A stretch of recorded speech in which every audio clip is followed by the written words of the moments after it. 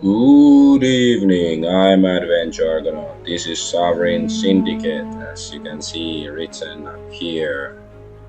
Um, Yesterday, Rumble wasn't working, so I couldn't stream there, but that wasn't.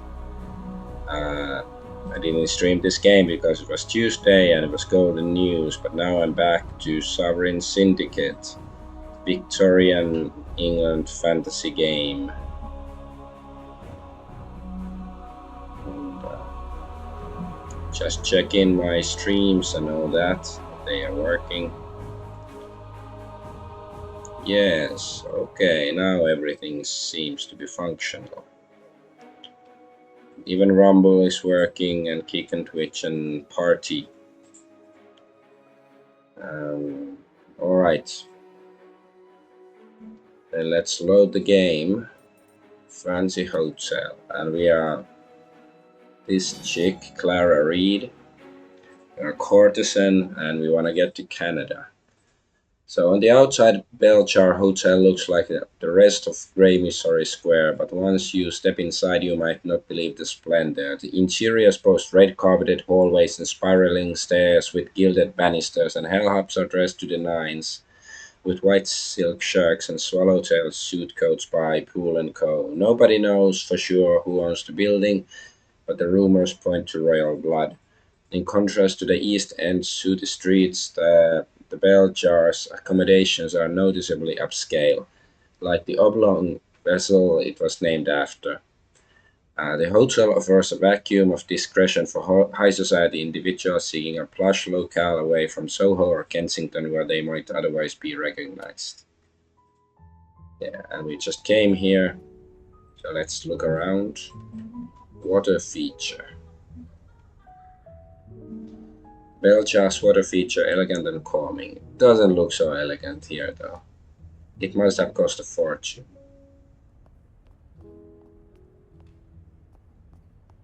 It's tea service.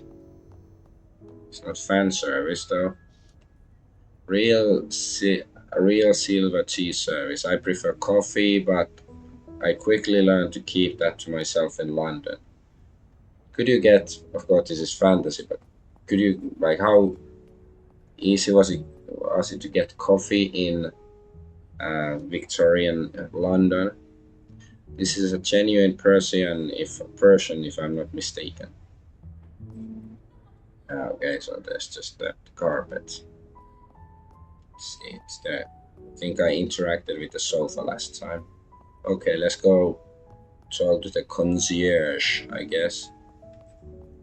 Ooh, guest book. The names in the guest book are undeniable proof of a hotel's prominence. Lord Tennyson, and I missed him. Rotten luck. Miss Reed, how lovely to see you. It feels like we haven't talked in ages. Sorry, and I became fast friends as soon as I moved into the bell jar. Indeed, my days seem to be consumed with flitting from one place to another and back again. I'm going to need steam powered feet at some point. Indeed, no, that's the same. Ha ha ha, are you still planning on leaving London? I'm always sad when clients of the better sort look for greener pastures.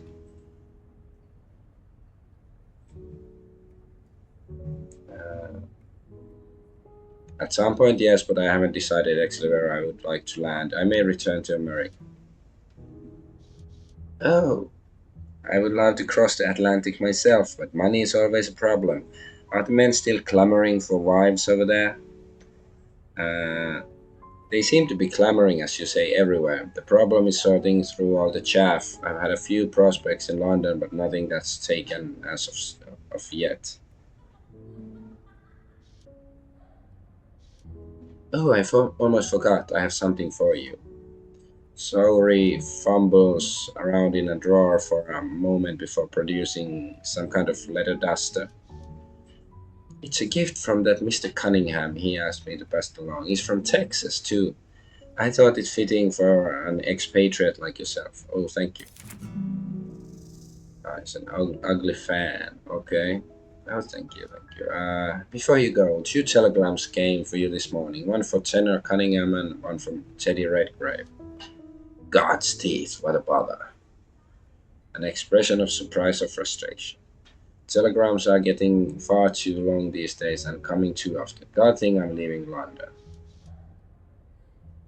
With the advent of automatons, much longer telegrams can now be wired for a cheaper sending price. Read them. Alright, sorry, I'll take them off your hands. So, Tenor's telegram to the ever indomitable Miss Clara Reed. Here's something that'll really butter your bacon. The Lord of Braxton is hosting quite a shindig in a day's time, and I found myself an invitation to the whole highfalutin affair, pompous or pretentious. I want you there with bells on and sweet pea. It'll be a proper blowout, real showstopper. Bra- Lord Braxton is celebrating the purchase of some trinkets from Cairo, and ooh, sounds like a Call of Cthulhu adventure or something. And suggest his guests dressed the part. I've dug up just a jewelry for the evening, Miss Reed. You look absolutely stunning in it. Outshine the queens of old.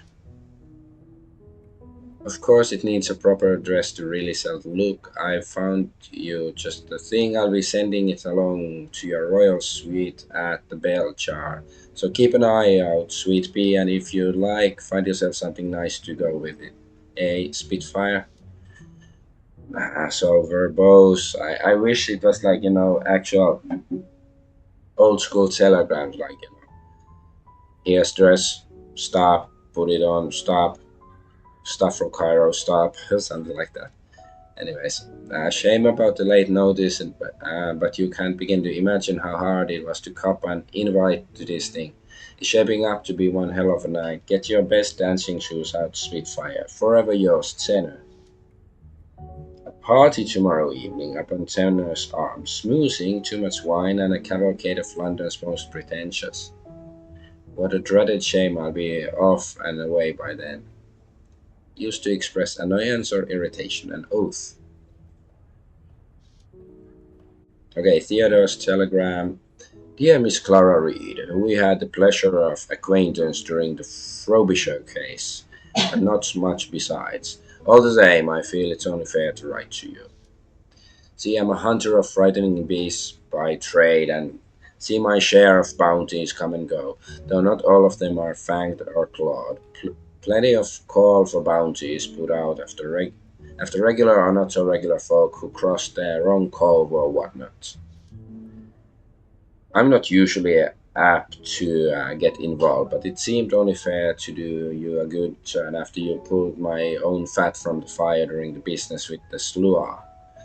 But you've got a bounty on your head, Mr. Slua is some sort of dark fairy, a Celtic monster. I guess that's one way of putting it.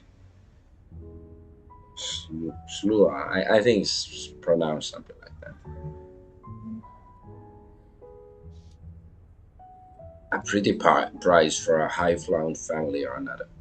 Wealthy and well connected. So, um, pretty price from some high-flown family or another. Something about an unfortunate turn in America and the untimely death of one Gilbert Lancaster. As I said, it only seems fair to give you a running start from whatever ails you, if little more. Least I could do, I figure. Best of luck. Theodore Redgrave. P.S. Otto says hello. Family Lancaster. Can't say I'm altogether surprised. Yet another reason to leave London behind.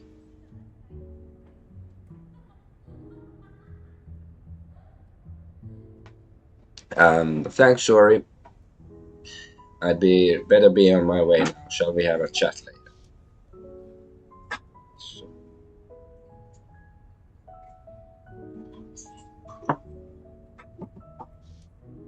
oh yes, I should return to my duties as well. But let me know before you leave town so I can properly wish you well. All right. Kira, can we steal a key? How does Kira? Quite a useful way to determine who's in and who's out without asking.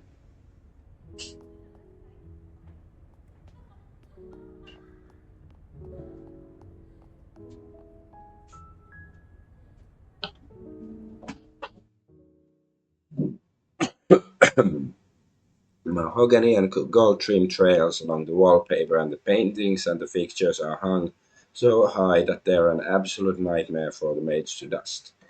The electric lamps are at the forefront of the technical design, retrofitted to the oil lamp sockets of old, and the high ceilings make for an airy ambience where style is favored over substance. The telescope and other homespun necessities clash with the ornate decorations of the suite. With your clientele, including Tenor Cunningham of seemingly bottomless pockets, you can well afford the monthly rates. The suite is a temporary residence, as a is as temporary a residence as any you've ever had since you left America, allowing for an escape from the chaos of London while at the same time never feeling exactly like home. So this is my room.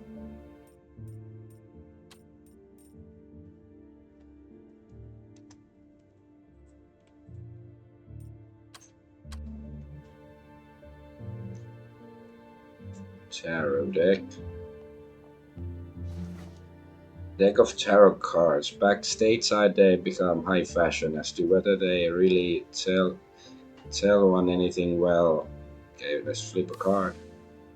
Oh no, it's the hangman. Should I take this as yet another firm reminder to handle my business and get clear of London? Hey, I'm glad I saved because I don't want to lose the hope for nothing. I want to try to get 100 hope and see if I get anything cool and fun. Is to step away. Dressing table. This mirror's intricate gold inlays would make any maid dusting it want to expire. That said, the low table is perfect for preparing a night out or a day about London. Take a moment to observe yourself. It frames me quite nicely. Straighten the back, elongate the neck, good posture is foremost. My brise fan is here. Shall I practice my fan etiquette? A handheld accessory used to convey coded messages regarding courtship. Okay, yeah, sure, practice. Uh-huh. The white silk fan unfurls with a flourish of the wrist. I close the fan and tap my left ear with its tip. I wish to be rid of you, fan declares. I declare. Okay, so that's like piss off. So left ear is piss off. I flick the fan open and quickly snap it closed again. Bastard, the fan curses. Okay, I like that one.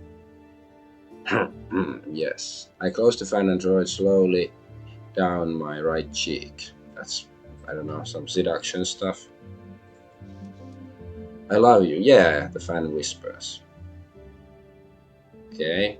It's interesting if we actually get to use this at some point. I flick the fan open in front of my eyes, hiding my face.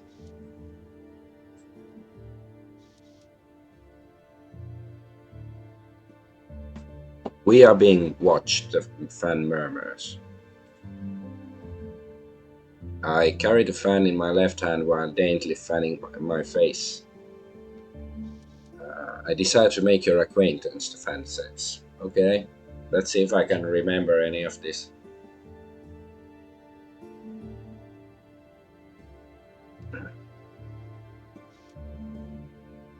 I'll make my intent clear without speaking a word. Bacon. The black cat from Plaza Zoris lounges about in your suit, as though he has always been here. Bacon, how did you ever find your way here? Maybe it's like some familiar who can talk. Getting cat hair out of the furniture is going to be a nightmare. I have a cat now, look at this cute little face. Okay, let's pet the cat. Who's a good cat? Who belongs right on a sandwich with tomatoes and I should really find a snack. I have bacon right here. I'm really not Planning on eating a cat, as cute as he is. Okay. Sort of perverted floral arrangement. Senna left me these roses of several colors, dethorned and arranged to near perfection. His attempts to win me over are flattering, but if I escape London on his dime, then I'd be obliged to join him in the Republic of Texas, at least for a time. I shudder at the thought, although I'm sure that part of the country is rather beautiful. There's a note there as well. Okay, let's read it. Hey there, Spitfire. Thought of you when I saw these, so I snapped them right up. They remind me of the wildflowers in West Texas. Someday I'll take you to see them, the bloom. Yeehaw! But these are roses. I don't know why he insists on using that Nettleson pet name. Spitfire. Okay. Okay, yeah. Then tea set. Porcelain tea set atop of dinette, a table. Dinette table? I don't know. Whose marble is so polished I can see my own reflection. Perhaps I have time to make myself a cup. Yes, yes, when in Rome, as they say, but I have yet to find tea that keeps my nose from wrinkling. How much should I bribe the concierge to provide me with some coffee beans? Payment equivalent to the royal coffers. Yeah, sort of how I feel in Hong Kong with coffee. Like you can get coffee, but it's worth its weight in gold. I almost regret Lord Beresford introducing me to that wicked ambrosia per his last appointment. Tea's gone cold now, not that it was better when it was hot. Clawfoot top. If a little garish, there's something about the scrollwork in the gilded feet that hits the luxury nail on the head. Sure, drawing a bath takes quite a bit of my time, but maybe it's what I need to soothe my nerves. The spacious tub is the only thing worth the crooked price of this wood. It's the one place where my mind is my own. When I submerge myself past my ears, I feel weightless, and we get hope. Like raindrop in free fall. See, 90. We are only 2 ticks away from 100. Then we die from hopefulness or something. Clean. Okay, I guess there was another save named Clean.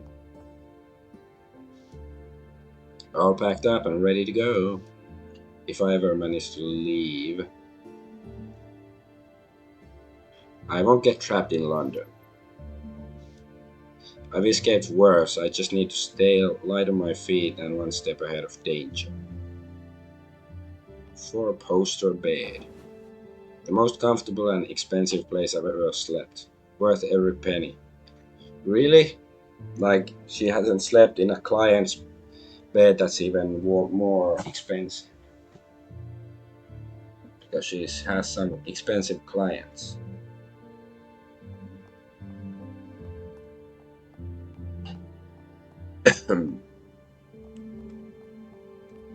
Writing ball. State-of-the-art Morling Hansen writing balls. Shall I write a practice letter? To Her Royal Majesty, Queen Victoria.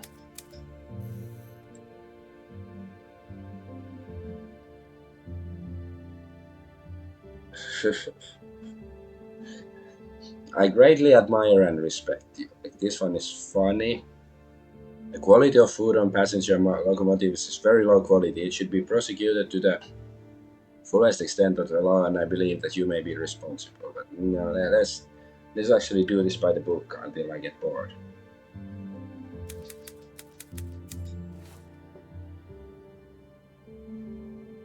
I am truly annoyed by your efforts and hope to follow your example. Okay, and then don't sign it. So get intuition. Better not put my name on something I don't intend to send.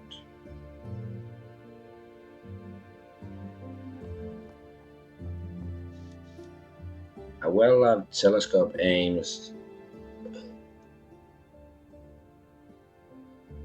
had a small coughing fit.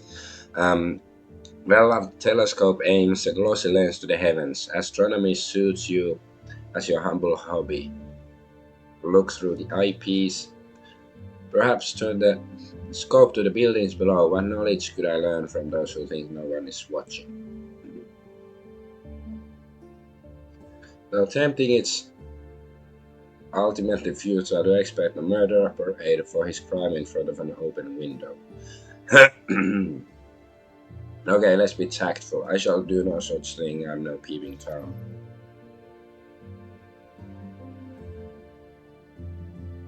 Okay. So there's. Well, we did get some letters. Well, the cat is here. I guess I can vacate the premises.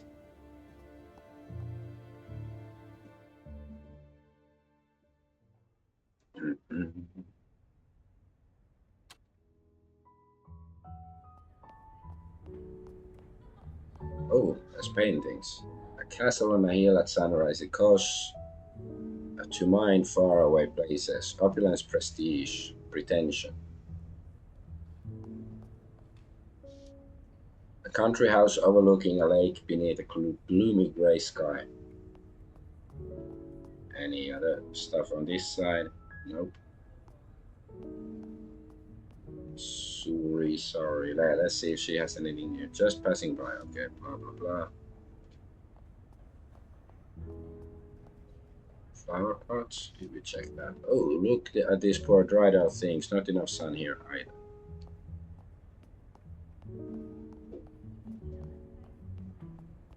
Oh no, it's a zombie. No!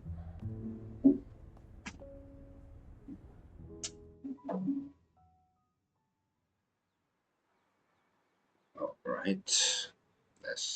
There was still at least one location here somewhere to go in this area.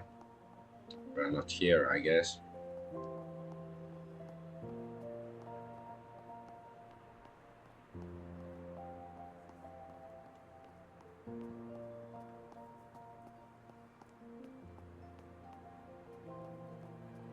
Ah, yes, the animal pet dude, pet salesman.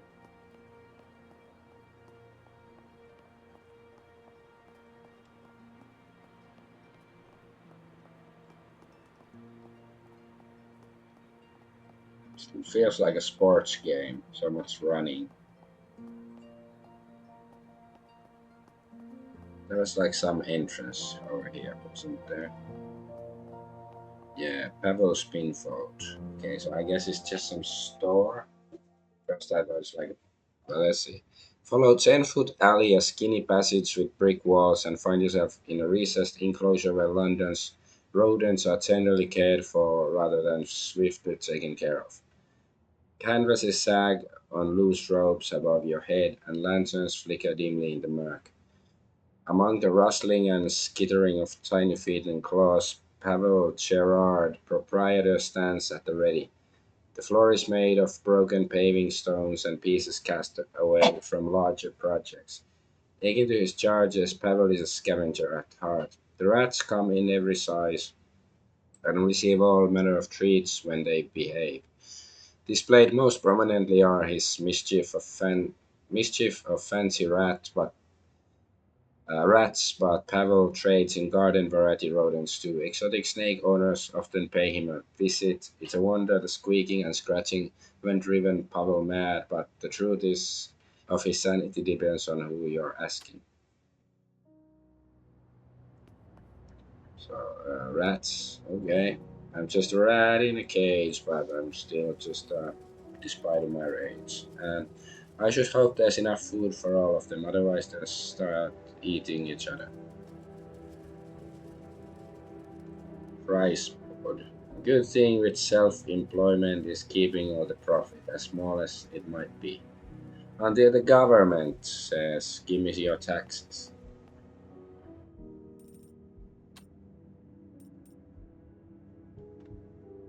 Taxes.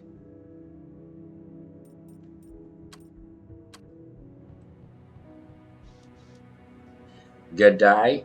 It's not so often I have a proper lady at the pinfall, but of course it does happen. Whoa, ho, ho. Now then, what can I call my lady?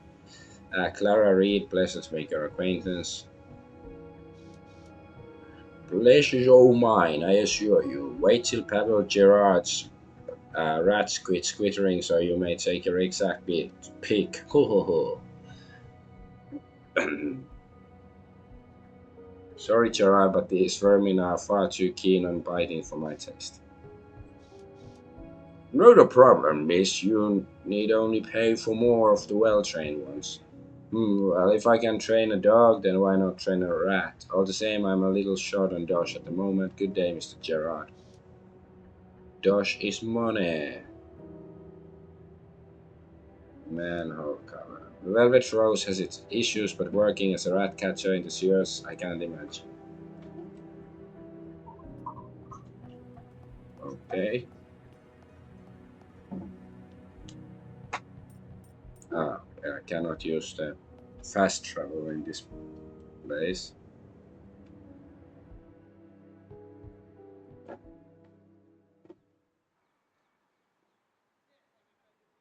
So I guess finally we can leave this sorry square.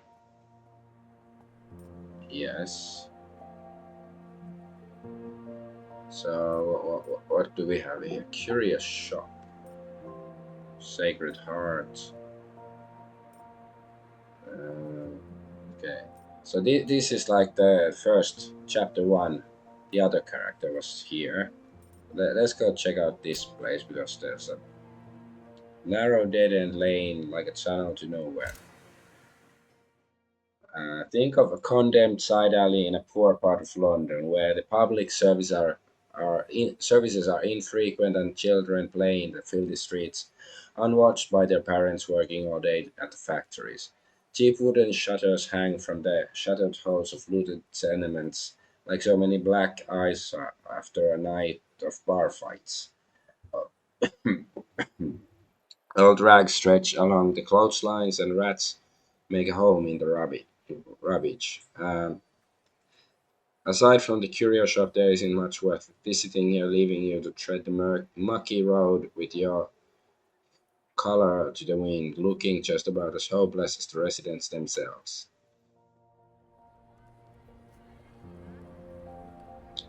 Where am I? Okay, rotten fruit. Brits really have a remarkable diversity when it comes to produce. I suppose I can thank colonialism for that. And much like colonialism, fruit selling seems to result in a whole lot of destruction. Yes, yes, very blah blah whiny whiny. Well, they do look recent. I imagine if I carefully sifted through the fallen fruitage, I'd find something edible. Fruit collectively. Aha, there's a decent apple there on the pile of rotten ones. Okay, take it. Yum, thanks, British Empire. You really were a force for good today. Yeah, well, why did you come here if you hate it so much? I can see a broken porcelain in the rubble. Perhaps this was a laundry or a beauty parlor. Or else someone forgot to pay Molly her protection money. She'd been known to exact fiery revenge in the past. So she's the mob boss, yeah, Martin or Molly O'Malley, leader of the Dog Hounds. Gears and cogs.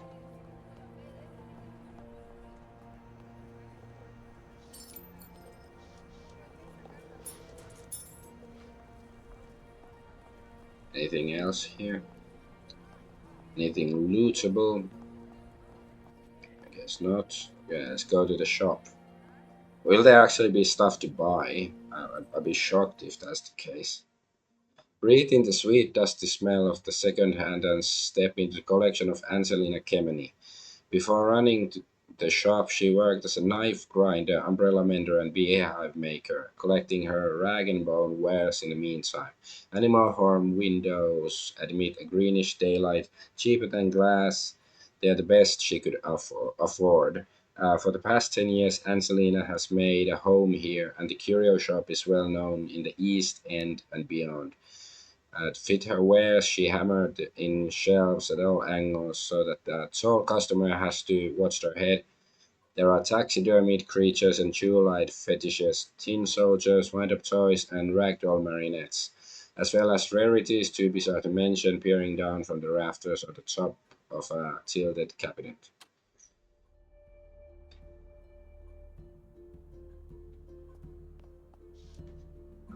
Instruments. I'm certain I could learn to play something, but I've more of a knack for singing.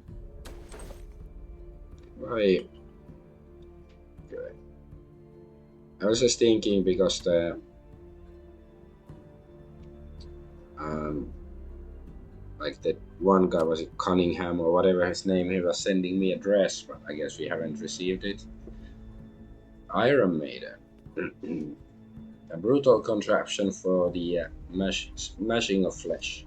I suppose it's only a decoration, but still it's a dreadful thing. Covered wagon. An old-fashioned Romani Vardo. Romani word for cart or wagon, okay? In many ways, the nomadic life was simpler and happier. Best not to lose myself in those memories now.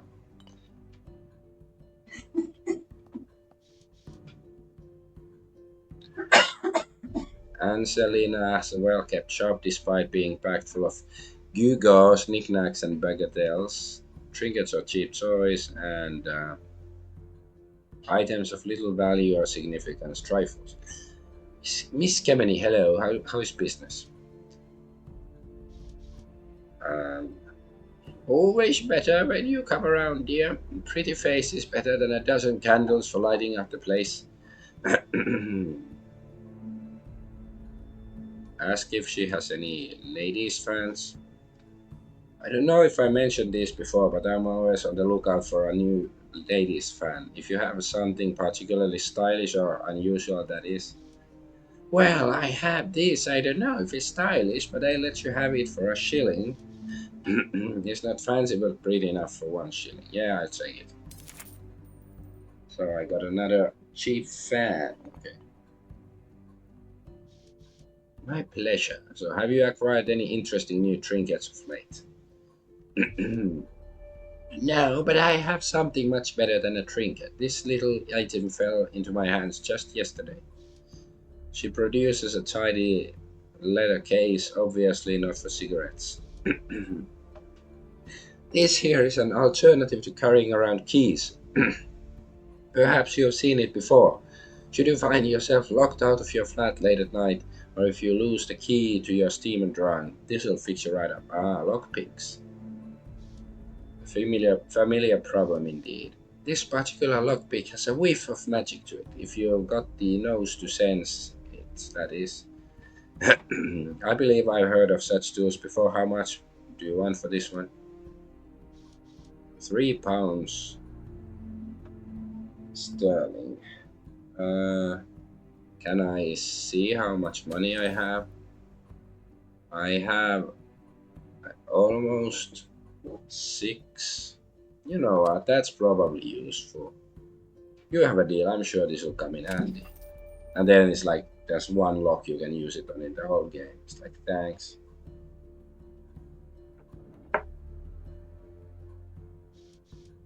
I can only hope that it serves you well. It was nice to see you, Miss Kemeny. I'll be on my way. You're welcome back anytime. It's lovely having you stop by.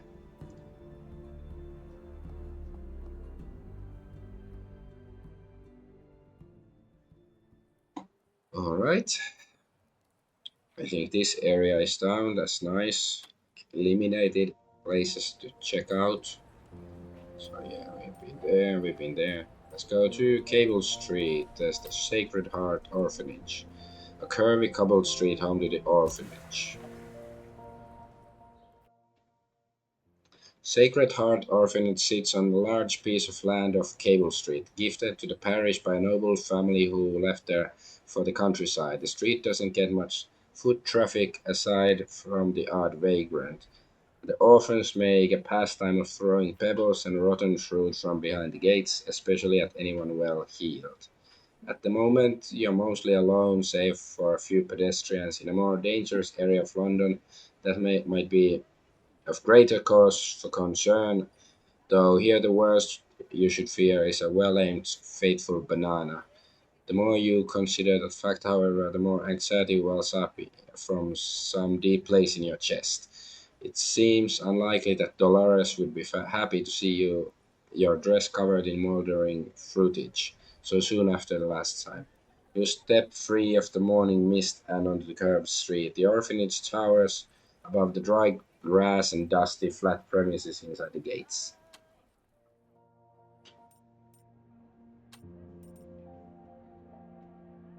Sacred fart. Ha ha ha. Ooh, yes, let's get this stuff.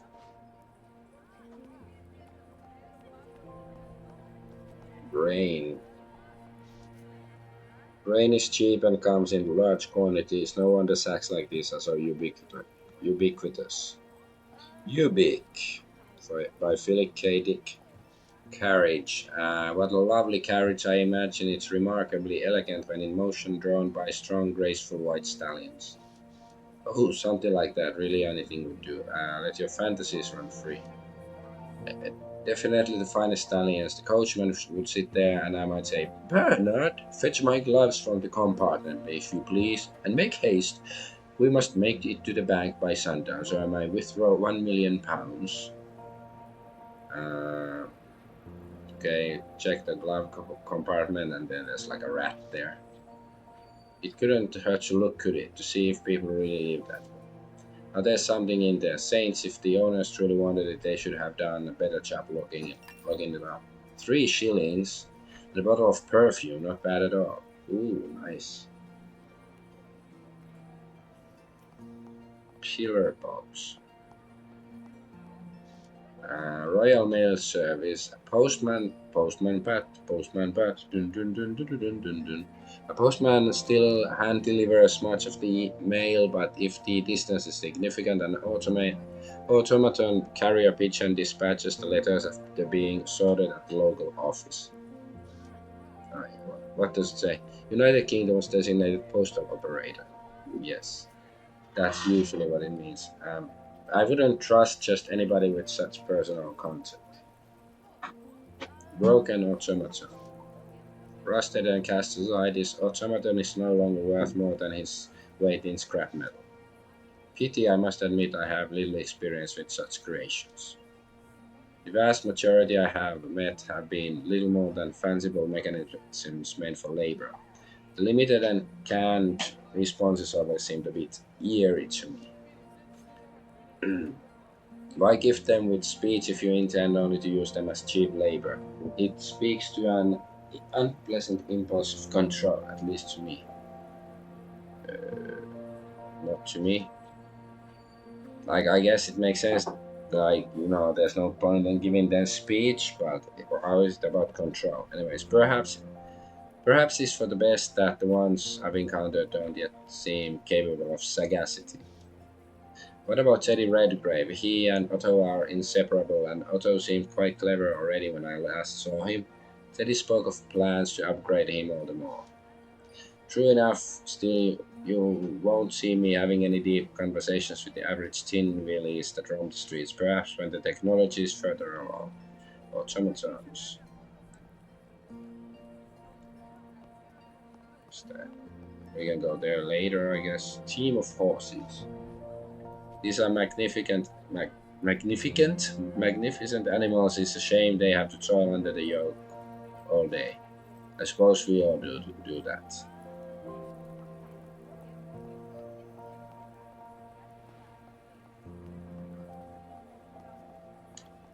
Any gears or stuff? Oh, what's this? Rooms for rent. I've taken rooms like these all across Europe. I shudder to think those naffy decorations and the rigged chairs ready to snap at any moment. Unstylish and contemptible. Of course, Royal Suite is far more comfortable.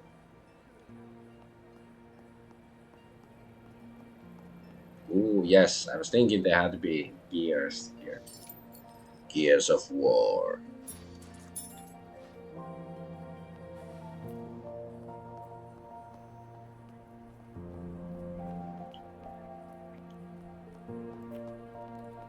Oh, what's this? Apple crate.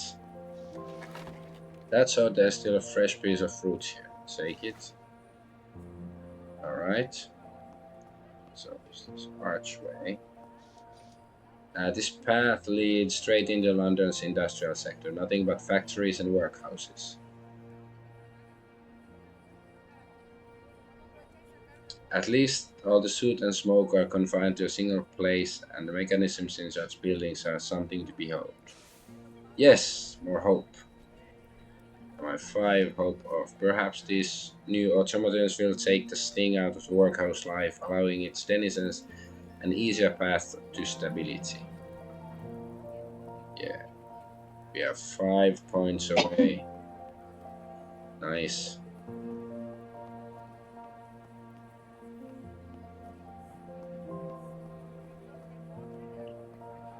Okay, let's try to get into the orphanage, monastery, whatever. Kiddie place.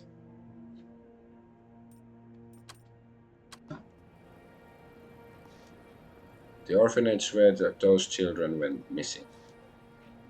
A dreary place, best to avoid it. Ah, okay. Then I guess we can go. Wait, are we supposed to? Where are we supposed to go? Red Lands. Yeah, we were supposed to do something here. Cozy Street. Well, if this is where we're supposed to go. Okay, let's check out Beggar Lane first. Grimy alley cutting between warehouses and tenements, because this is where we were in the previous chapter with the other guy, the Minotaur. So I probably read this text. So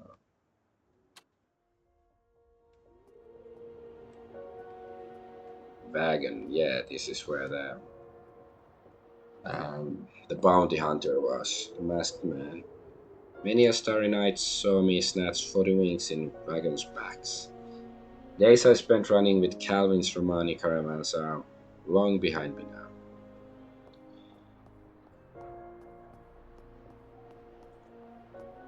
Sure, great. Blah, the smell alone is enough for me to avoid the underground. Rumors abound of the creatures down there, oversized cane rats with teeth as long as knives. I have no reason to venture down there right now. Missing poster. Julie and Bertram O'Brien, orphans missing from the Sacred Orphanage, small reward furnished upon any information leading to a safe return. Please have a heart for our poor children. Sisters of the Sacred Heart, blah blah blah. As with the money, innocence seems to exist here, so it may be robbed when no one is looking. I don't know. Runaways, kidnapping. It's not uncommon for orphans to stray away from their abode should they face harsh conditions. Even so, it might be in a kidnapping. And if that, a lad's man could have been the scoundrel behind it. They're fond of recruiting children to do their shady bidding. Yeah, kind of. Criminals teaching children how to steal in exchange for a cut of profits and or other assistance such as safe lodging.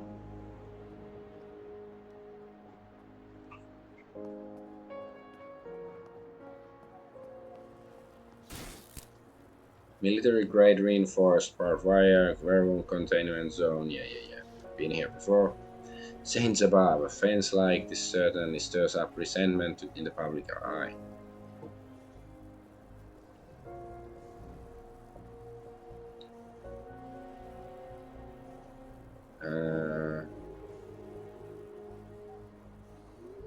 Even so, an active werewolf is a wicked danger they need to be controlled. Come on! Ah, that doesn't that shouldn't be like lose you hope. It's very hopeful. Is the other comment hopeful then? Okay, perhaps there's a more humane way of portraying. Okay, we got now we are maxed up 100.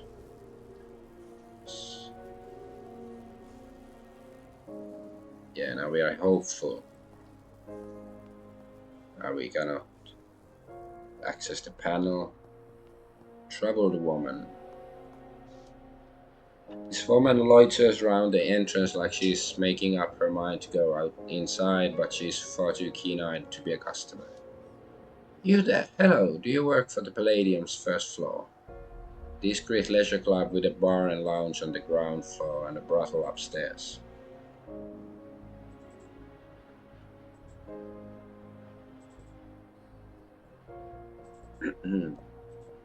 Before I answer, I must say I have a sneaking suspicion it isn't the lovely toffers who have you interested in the velvet rose. Toffer, a courtesan who caters to the upper class. By the way she just raised her eyebrows, I can't tell if she's taken aback or impressed. Replying to a question with a question was the first trick I learned when I became a journalist. Oh my god, a journalist. Kill her now. Shoot her! Placing a hand over her heart, she backstares with a slight bow. My apologies, Ivana Orsini, reporter for the London Journal. Pleased to make your acquaintance, Miss. Not a curtsy or a handshake, but a bow. Quite a Tom thing to do. Tom by a woman acting in a masculine man.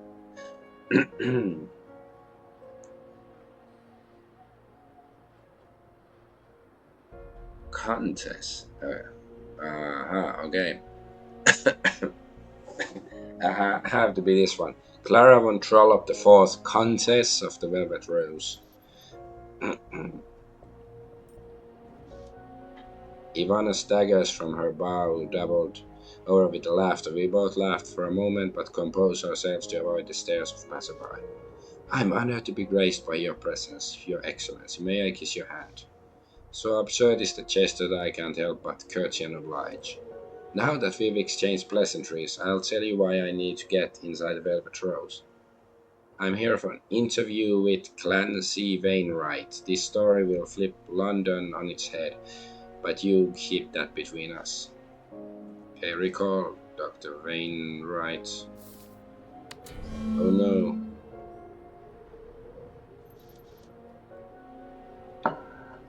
Wainwright is an irregular customer at the Rose, as I recall. He picks a different doll each visit and never requested me, so just a prostitute, yeah.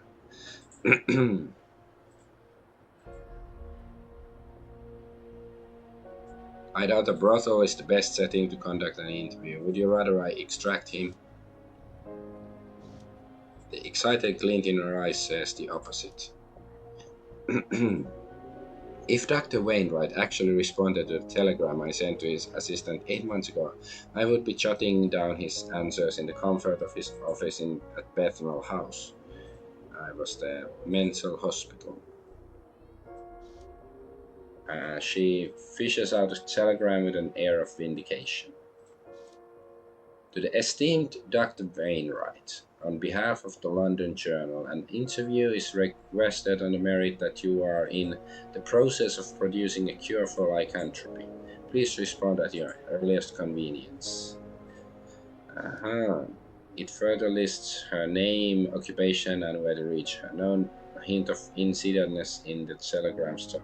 It's quite upfront. Not another suppressant, but an honest-to-God cure. That'd be the greatest medical breakthrough since Serturner has morphine, a German chemist who isolated morphine from opium. Is this like a real thing, I guess, since morphine exists? Like a real guy, real scientist? So why isn't he shouting out his achievement from the rooftops? You suspect he's hiding something? You didn't hear it from me. However, there's a reasonable excuse that can be made if someone on the board of Bethnal House is forcing Wainwright to hold his tongue. To keep their hospital from gaining notoriety and royal funding. Unlikely.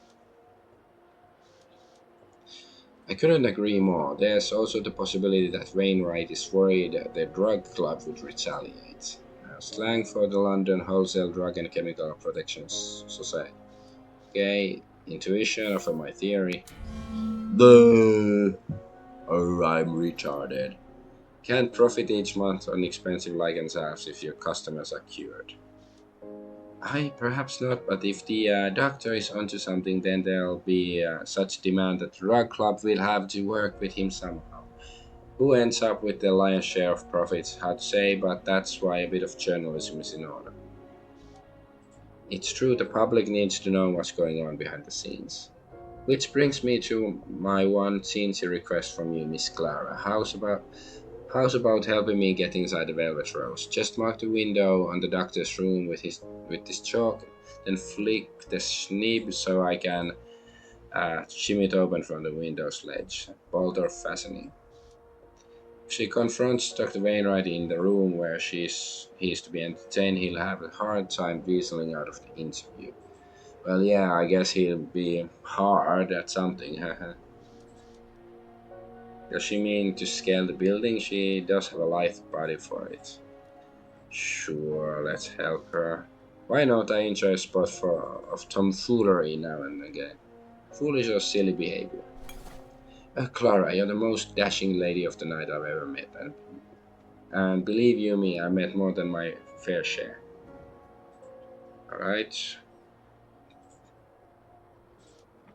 She tucks a stick of chalk into my front pocket and then, with a wink, she turns away, pretending as if we were once again strangers on the street. Alright, let's look around first before we go there. Liquor bottles. Someone elected this corner to drop their sorrows, not a drop to spare that I can tell.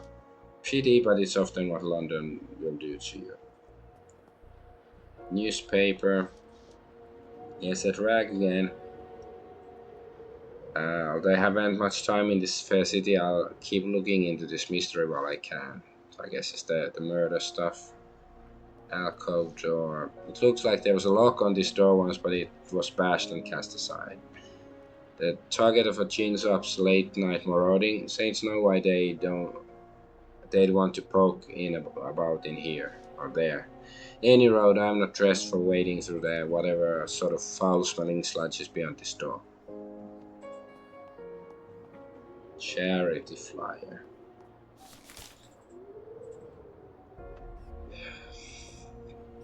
I think Charity would be a really good name for a prostitute. Except that, she'd have to do it for free most of the time. An old leaflet from the Christian Mission. I heard they tried providing fresh sustenance across East London before insufficient funding sank their scheme. I hope they helped out the folks living in the tenements nearby. Um, at least they're trying. Yeah. Every act of kindness, however small, helps. Can even inspire other benefactors to follow and iterate upon the army's example. A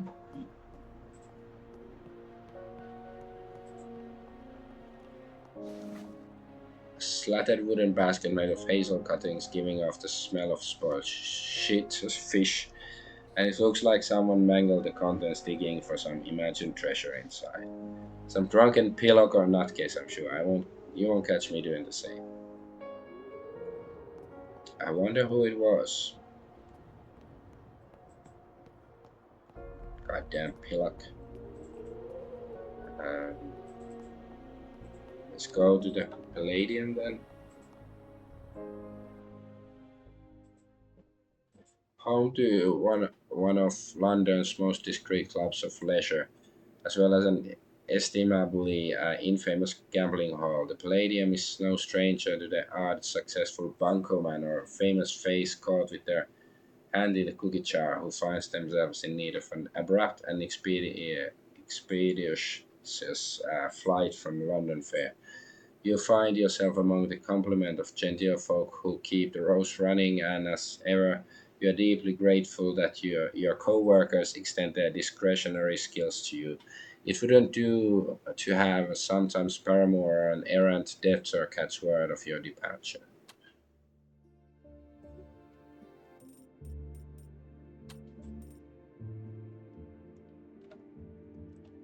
Brothel is faster to write than Palladium.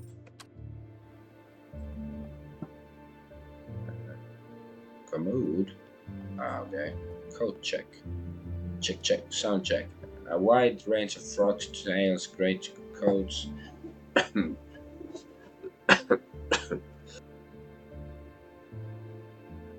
Did some coughing. So yeah, some in better condition, others that seem to never get off the rack. Good representation of the Palladium's clientele.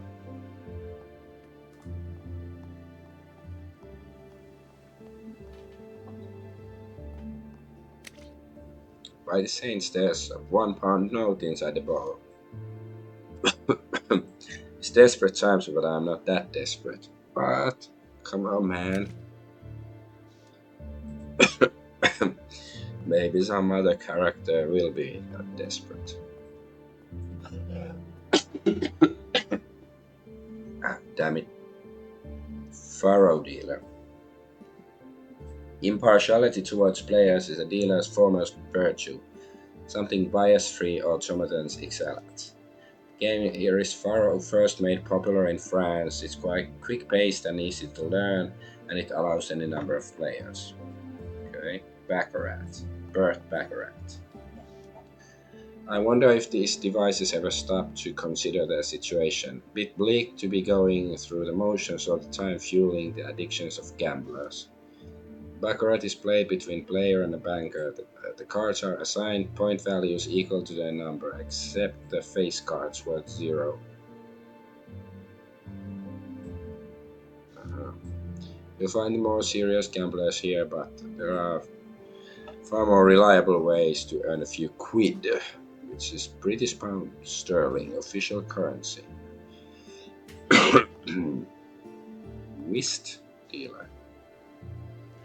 Palladium was rather glad to acquire these machines, far less deception and trickery, although it still happens, of course. This here is Whist trick-taking card game with 4 players split into 2 pairs.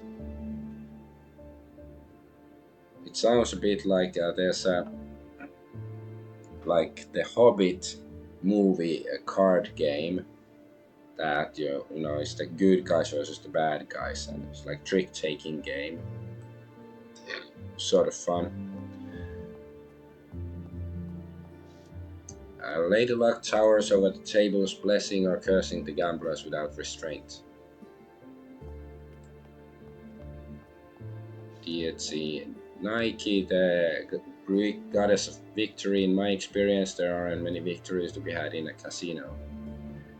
Oh, why didn't you lose hope for that comment? Philosopher. Epictetus the philosopher banished from Rome for teaching Stoicism. Doubt he'd fare much better in London.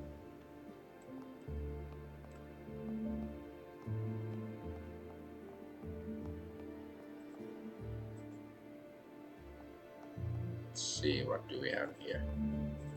Lefty Brown. Who is Lefty Brown? The inimitable Lefty Brown, gambler, thief, and somehow class act, all at the same time. How have you been? I haven't seen your name in the papers lately. I take no news is good news, as they say. Aye, so it is. And it's quite a trick to keep it like that. Oh? Every time some bloody fishwife loses her bridal ring, it gets blamed on me. London's premier jewel thief, which is great for catching drinks on a Saturday night, but nay, so great when you're dealing with the law. So, coarse-mannered woman prone to shouting. So, is fishwife, does it come from like Innsmouth, that they sort of have the Innsmouth look, or that they are the wife of a fisherman or fishmonger to acquire by begging? Okay. I, I I know of fishwife, but it's nice to hear an actual definition. So you've been laying low. Let's just say I've been dressing up a little more when I go out more.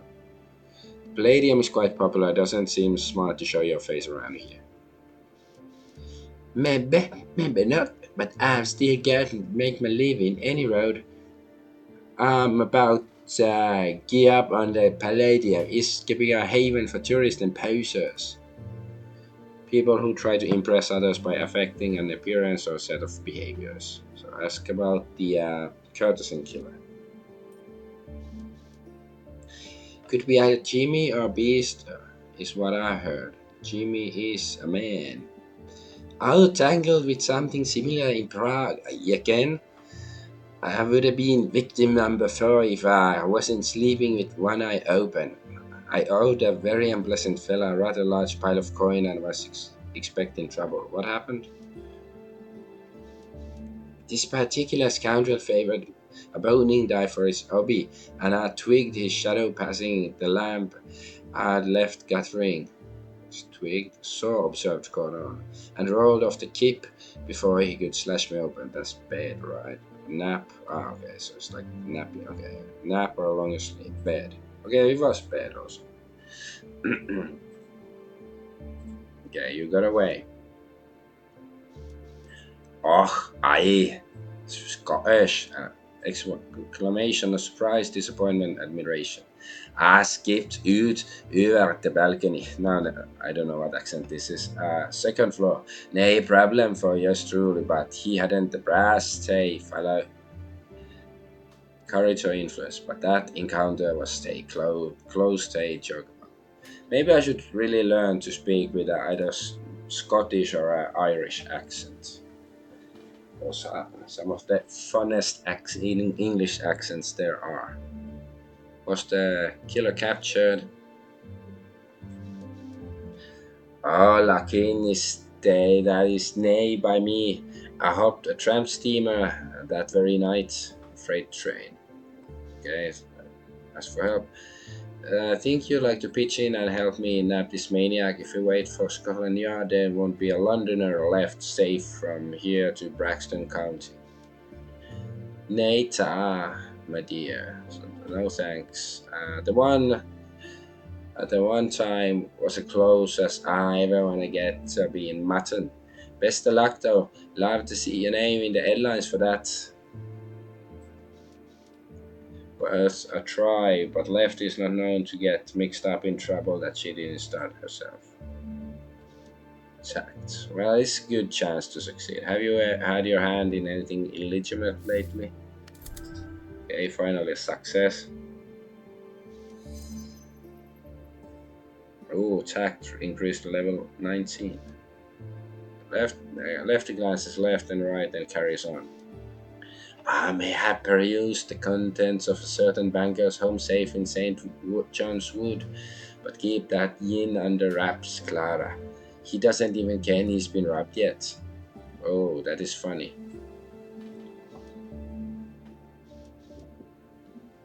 What about your trade then? I and Beatrix still butting heads over the title of finest dollymop in all of London. I'd hardly call it a contest, least of which when poor Bay has fallen so far behind. Meow. Well, I suppose she's still got a few years to catch up. Goodbye. I'm glad I ran into you, Left. To take care of yourself. That's one thing we can always count on us. Bye now. Ugh, a fine young lass. Let's overwrite some. Yeah, sure. This one. Clementine. Oh my darling, oh my darling, oh my darling Clementine, Clementine Radley. If it ain't lovely, Miss Reed, you're in early, aren't you, darling? I thought you weren't singing till this evening. In for a dram? A small measure of whiskey or other spirits. Very funny, Clem. I don't think it's a. Don't you think it's a tad early? Well, laddie dam is better than day drinking. Time was you, me, and Penny would drink any of the lads here under the table. Went to clam. Oh no, we lost hope. No. I just spent last night and a terrible morning with one Lord Braxton. You'll forgive me if the headache wasn't quite abated. Wouldn't want to add to it just yet. Now that my ducky is more than fair enough, huh? The trick to drinking one's opponent under the table often comes down with a pair of clever hands and no small amount of misdirection. Even without the tricks, I'm rather proud of my constitution. It's quite formidable for a human. Speaking of clients and of headaches, you got a telegram from the Texan here, one from Theodore Redgrave. Sent along to your place of business, though I expect they'll have been sent to the bell jar as well.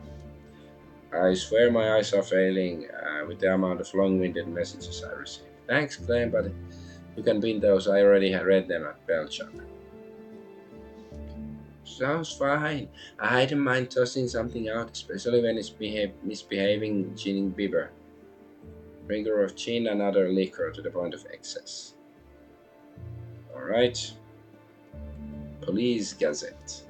A broadside was abandoned at the bar, so a large sheet of paper printed on one side, often with news and woodcut illustrations. Read it. Murderer still at large. During the recent slaughter at Cannock Street, the body turned up in the back alley, torn to pieces. Who could be behind bloodshed? Scotland Yard has doubled its forces to catch the killer. As of today's writing, it claims that only ladies of the night have been targeted, but to be safe, all women are discouraged from being out of doors after sunset. Traveling times, I just hope there's something I can do. Yeah, like go look for the killer and become the victim number whatever. Woodcut. How much wood would a woodcut cut if a woodcut could cut wood? Wait, okay. An impossibly voluptuous woman clad in a torn form-hugging nightgown reclines upon something resembling an outside church pew. From inside her painted mouth, tips of her canine teeth suggest lurking danger. Wait, is this a woman? It just looks like a pile of shit with, I don't know, like a pentagram or magical sigil with a bunch of shit on it or something. Oh my, must be.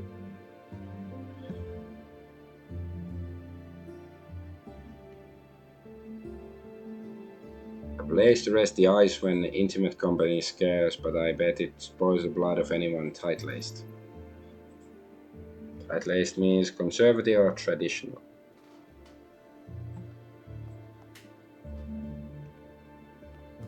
Alright, microphones, okay. I don't think they existed in the real Victorian age yet.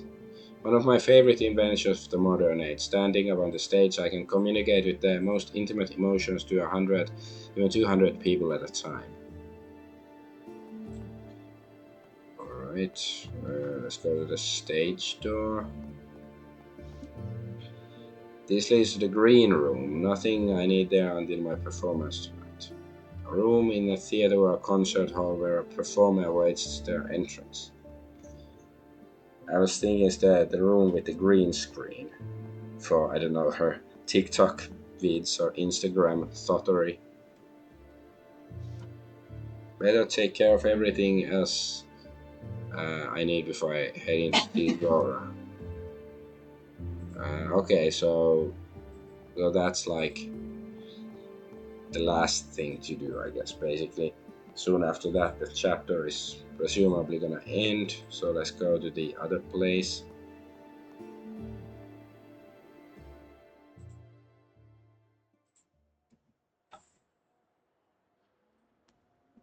Like, there's still one place in London we haven't visited, this Red Lantern Lane.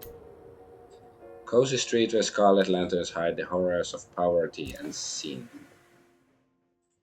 Red Lantern Lane is so named for the color of the paper lanterns above the street. Like a carnival, the thinnest veneer of gaudy spectacle conceals a grimy reality. Ornate facades, raucous shouts, and 1,000 different smells all compete for one's attention. It pays to keep a weather eye out for danger in this neighborhood. What are those 100 shadows in the alleyways? Vagrants in need of warm fire, or a gang of thugs waiting for a mark? Is there a difference? Possibly something more sinister and twisted. But in the daytime, at least, you needn't worry about being clubbed from behind or getting snatched by some organ trader's lackeys. A pair of pickpockets working in tandem is the worst you'll encounter as long as the sun is up, and you're far too clever to be duped by such a famous last words. Far too clever. Let's get some cogs. About I do believe this is the home of Teddy Redgrave. Got me out of a bind during the Frobisher case. Okay, let's knock. No response, he must be out. Bouts, like this is obviously Chinese, but it bothers me because I think this sounds like it's um, pinyin, like the English transliteration or like the romanization. Like I don't think they would have written it like that back in the day, but perhaps it has to be forgiven. This must be Baozu. I believe she worked for Wei Lun till his death, and yet still at it from the looks of it. Bet she's not aware of her newfound freedom. Then again, Dolores does check on her occasionally, likely ensuring Baozu stays put. Welcome, future patron. In the mood for some noodles? Asked about the food. What exactly goes into the dishes prepared here? Rat, cat, dog, and old, I don't know, cooking oil. Tender loving care, Waylon's fond of saying that. Be more specific. I mean, what ingredients go into the meals you serve? I'm sorry, but I'm not at liberty to disclose such things. Sacred recipe only known to Waylon. Well, at least there isn't a worry about the competition copying the secret to success. That the establishment managed to last this long without human supervision should also count as a huge achievement. Okay, let's buy some noodles. By the saints, I suppose I was famished. No harm in treating myself. Pleased to hear it. Here is one order of Waylon's finest. I say, this almost makes me want to stay in London. Yes, very Londonese food. Come again? Oh, nothing. Great meals tend to make me say all sorts of things. Thank you for your patronage. May the food lift your spirits.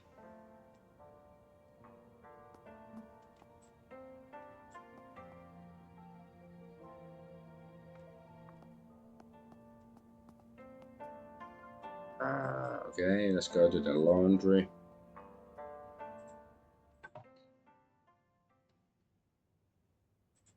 Dolores Chen's machine laundry is a place Londoners like having their clothes, if not their dirty character, washed and ironed. A presentable look determines fashion and survival. After all, people guard their image and belongings with their lives in a city that will rob them just as well of their reputation and their pocketbook.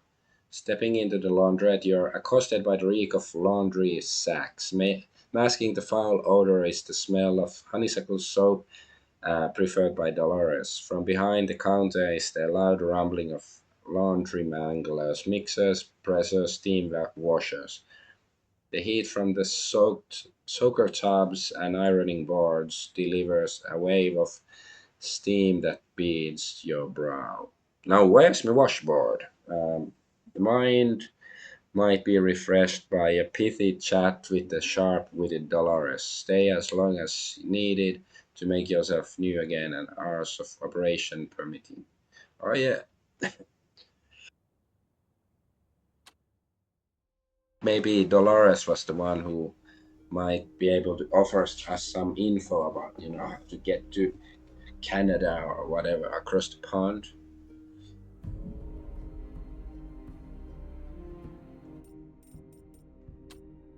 Let's do a save. Chest bar, yeah, sure.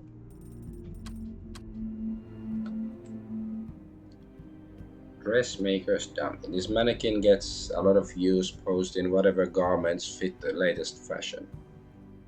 Dolores Chen. The indomitable Dolores Chen, a dyed-in-the-wool businesswoman, whether that business is above board or below it. Well, well, if it isn't the illustrious Clara Reed, what wonderful deed have I done to be deserving your presence? Good day to you too, Dolores. Don't go wasting your time on me, missy. It won't do no good. Dolores has customers from a range of social classes, but I've heard she gives all of them an equal dose of attitude. Dolores is looking a bit frayed around the edges. It must be something big. In the normal course of things, she'd never let it show. What's the matter? I can tell something's got you on edge. Don't bother. I can see you want something, plain as day. Let every woman look to her own problems. Can I get her to open up? Kapla.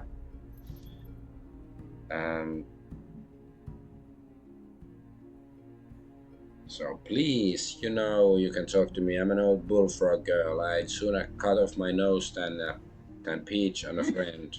So peach is, I guess, like informed squeal, yeah. Anyway, I can read on your face that it's not an illegal kind of trouble. All right, fine. I need more graft to get the bobbies off my back. More graft is hush money influenced by links. So bobbies are cups. I sell the swag that Molly Steves is lifting, only it ain't coming like it used to. These days and every night, I've got a constable at the door crying wicked threats. So, yeah, stolen goods. Okay. Anybody knows Dolores is a fence for Molly and the hounds. Ah, yeah, she was the fence. She sews hidden pockets into the duckhounds' uniform so they can hit the stars in Kensington, and Bobby's turn a blind eye because they get the hush money. Until now, it seems. So you need me to find out why deliveries have dried up.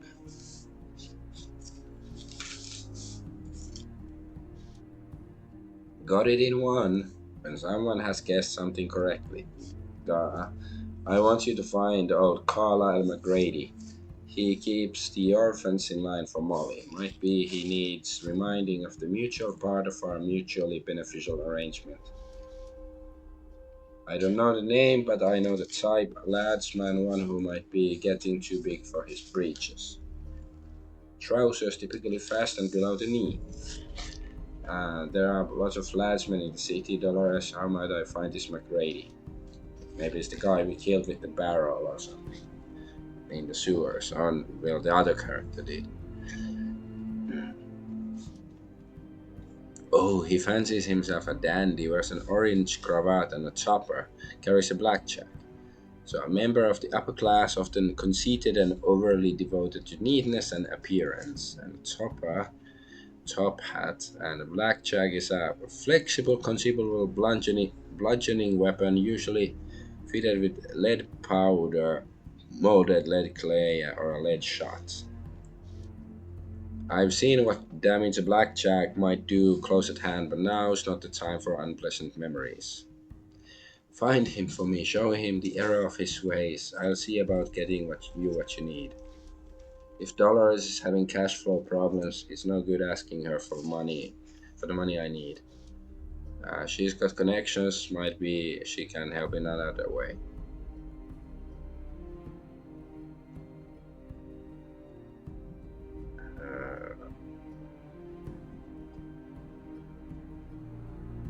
I need you to get some newspapers for me.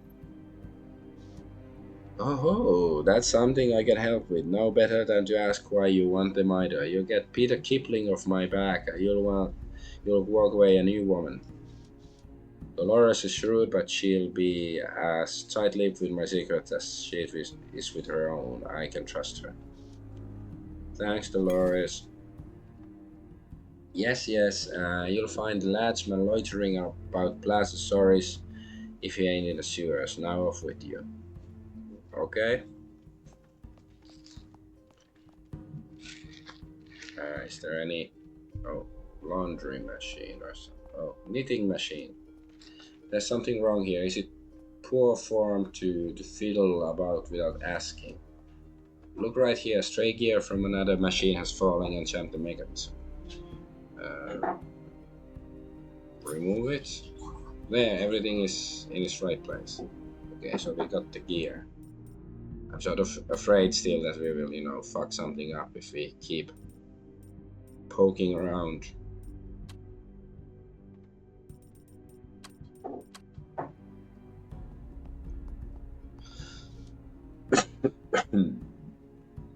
Great wooden wash basins. I should hope Dolores never falls in by accident. Hung sheets. Dolores can make even the filthiest stain disappear. I wonder if she does the same with secrets. Well hung sheets. What's this? Unclaimed clothes. Some of the dresses look a bit like Ariana's. Wait, Ariana? Ariana Grande?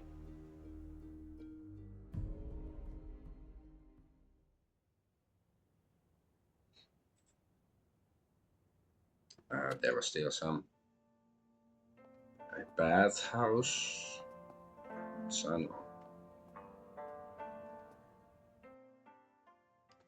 If Red Lantern Lane is full of unseemly sights, then the bathhouse is something of an oasis. The smell of jasmine and sandalwood flow from the entryway.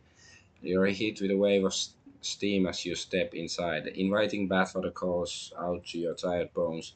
Red wallpaper and bamboo paneling divide the room in portions, and the changing room is lushly appointed for all denominations of clientele.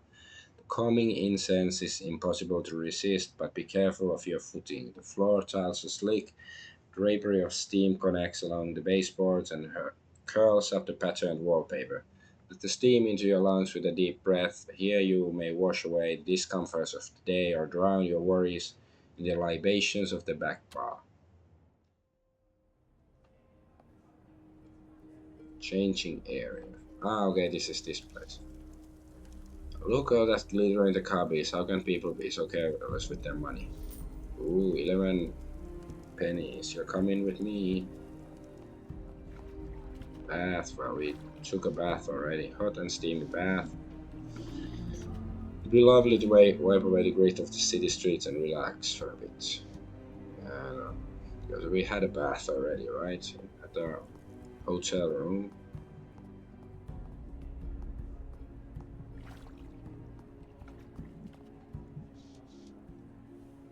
Slow down and tick there, miss. My name is Miss Reed, sir.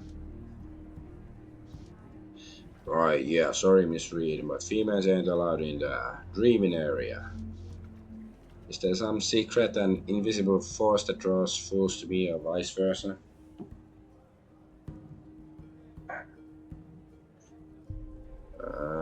Dreaming area. I'm trying to be polite, but you know what I mean. I can sell you a sharp one, but I can't let you in. And why, pray tell, are women forbidden to enter an opium den? It can't be a concern for our health. Actually, in a matter of speaking, it is. Most of our customers is men, and we don't want them taking advantage of you when you're dreaming. Okay, let's step away. Okay, so I guess nothing to do here. Then let's go to Soris Square to try to meet the ladsman, whatever he was.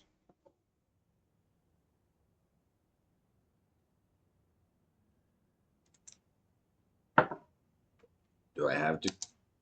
Why do I have to click here? Why can't I tried like enter and spacebar, but they didn't work.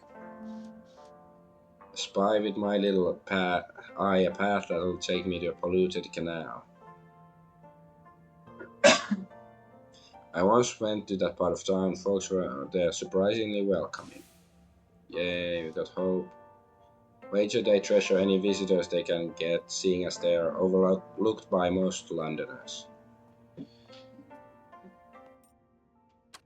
not this one. Alright. So sorry square. Let's go here. Let's try to find the guy. Don't remember his name anymore.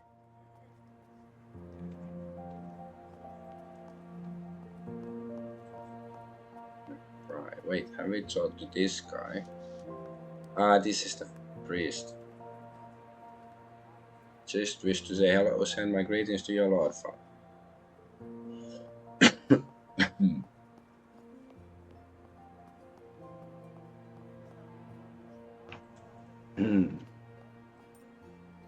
Wrong button.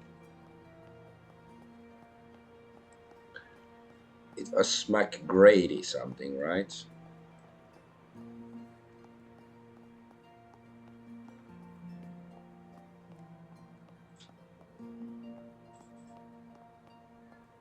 So let's try to find the guy. Oh no, I'm getting attacked by that guy.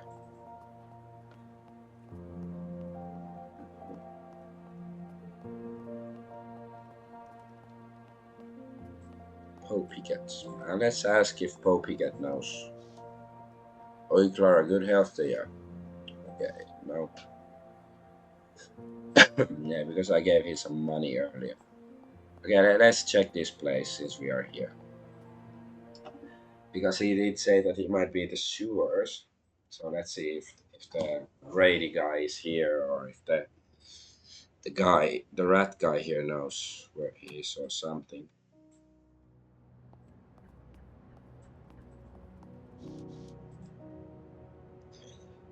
Okay, been a pleasure, Pavel, blah blah blah. Make tracks, leave, get going. Okay, can't go to the sewers, okay. Waste of time.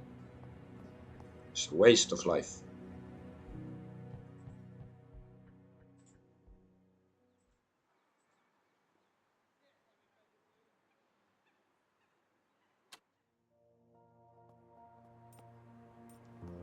That one. It would be nice if I could, ask people about this, my quests. That would be a really nice addition. Does it make sense? That, oh, it's a guy hanging around here, maybe he knows the guy I'm looking for. Ladsman, okay, that must be him.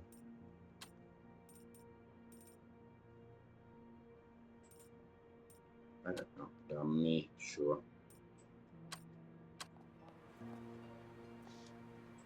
Sallow-faced, reeking of gin, carrying a cane and a blackjack.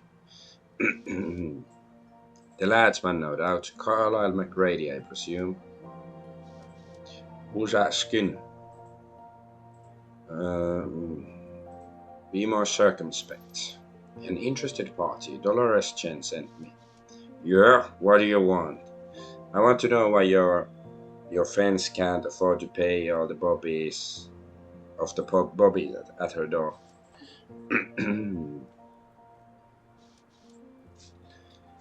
Maybe you should be asking her that, not me. Convince the ladsman to listen to you.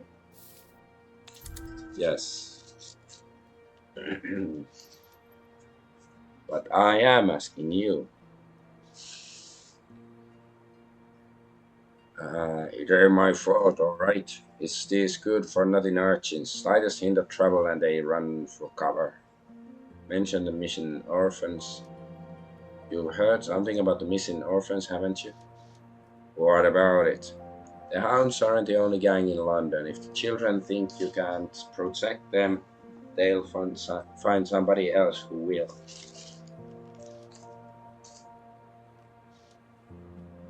I suppose there's some truth in what you say.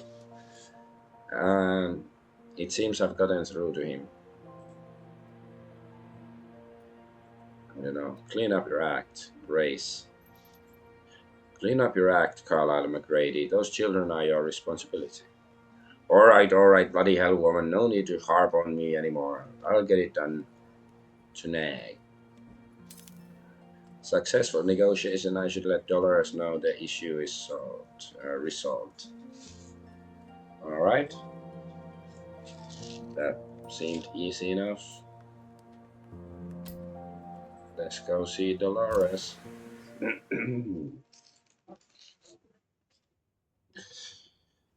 Dolores the cow.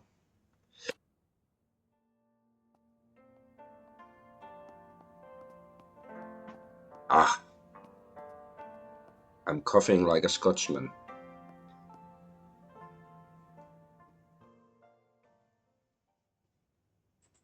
Because, Scotchmen say ah and stuff like that, so they are very coffee and phlegmy and slimy in their throat, clearly. Maybe I should still save. Oops. Scum check, sure.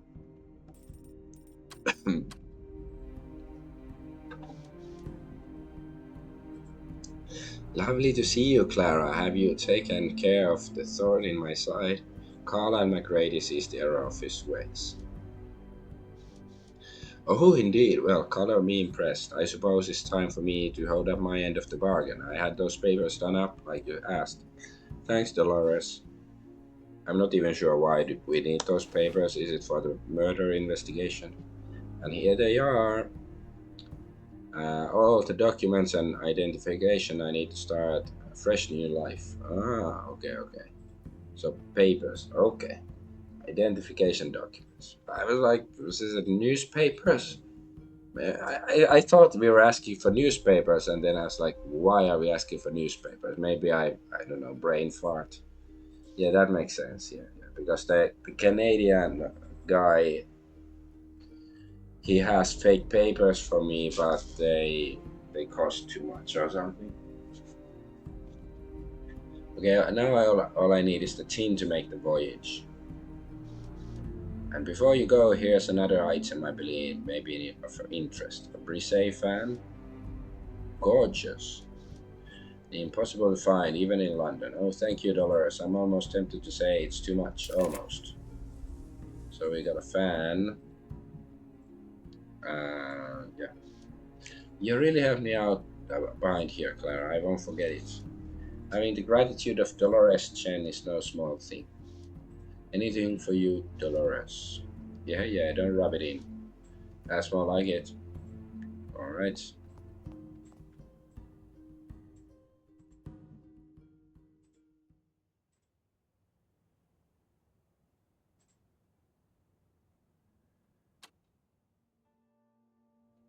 Just wondering about my other quests. The murders and like Felipe's romance. I don't think are like maybe her. I guess her. I mean, he's sweetheart because he's in love with a prostitute. So she's probably into Palladium. So that's where we're gonna find more about that. Anyways, let's see if not back. I guess we can just go to the Palladium then and go talk with Zora, whatever her name was.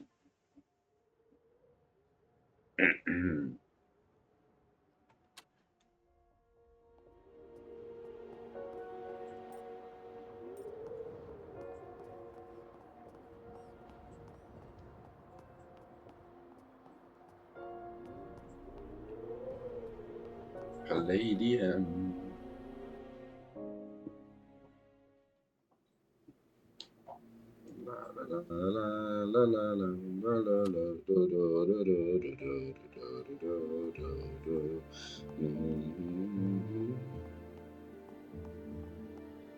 So here is Madame Zora. Madame.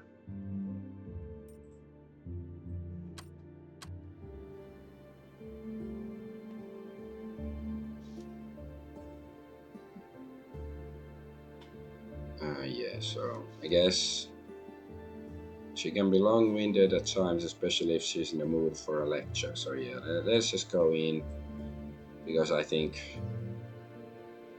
I don't think there's much else I can do right now.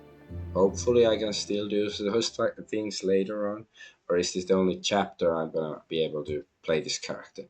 Anyways, opening as a public house in 1667, the Palladium and the rose that sits at its crown have the dubious honor of being one of the first new constructions begun after the Great Fire that ravaged London in the Devil's Year of 1666. The workers of the that is historical as well, that there was the fire of London on that year. It's easy to remember because of the date.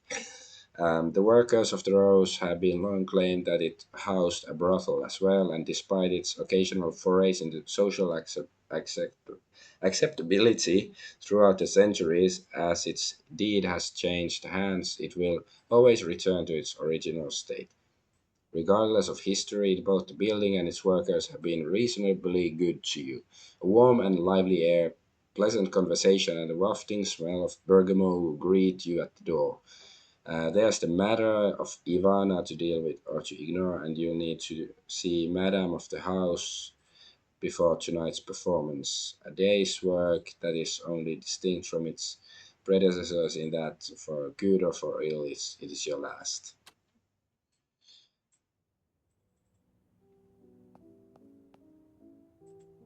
Okay, so there's plenty of different places here. Okay. Scenes from distant lands, I often dreamed of other places where, while working at the Rose, but to be reminded of them like this never sat right with me. Notice.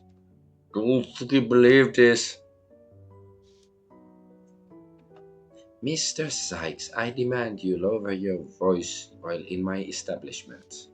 What did Bay even say to you? A warning? That's fair play, but this? Beatrix is none of your concern. You have violated house rules with her. Let me talk to Bay. Mr. Sykes, you are hereby banned from services at the Velvet Rose for a period of 1 month. You may return after the expiration of said ban, and you can receive your partial reimbursement at the front desk. You don't care about the money. This is your last warning, Sykes. You have 10 seconds to leave before I call in my enforcers. Christ is alive, all right, fine. I'm moving, but this is horse shite. You mark me.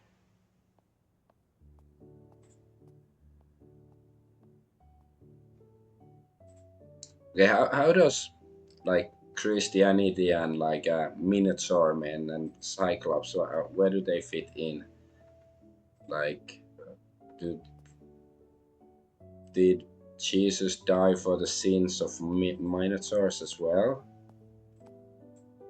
Or are they considered demonic or something? Artemis. The virgin goddess Artemis, twin sister of Apollo, here in repose. Even after all these years, I still don't know her backstory. Artemis cap. Tooth powder. Streaks of fragrant tooth powder cling to the faucet's handles.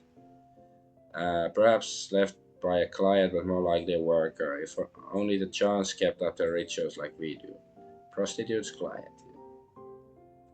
Okay.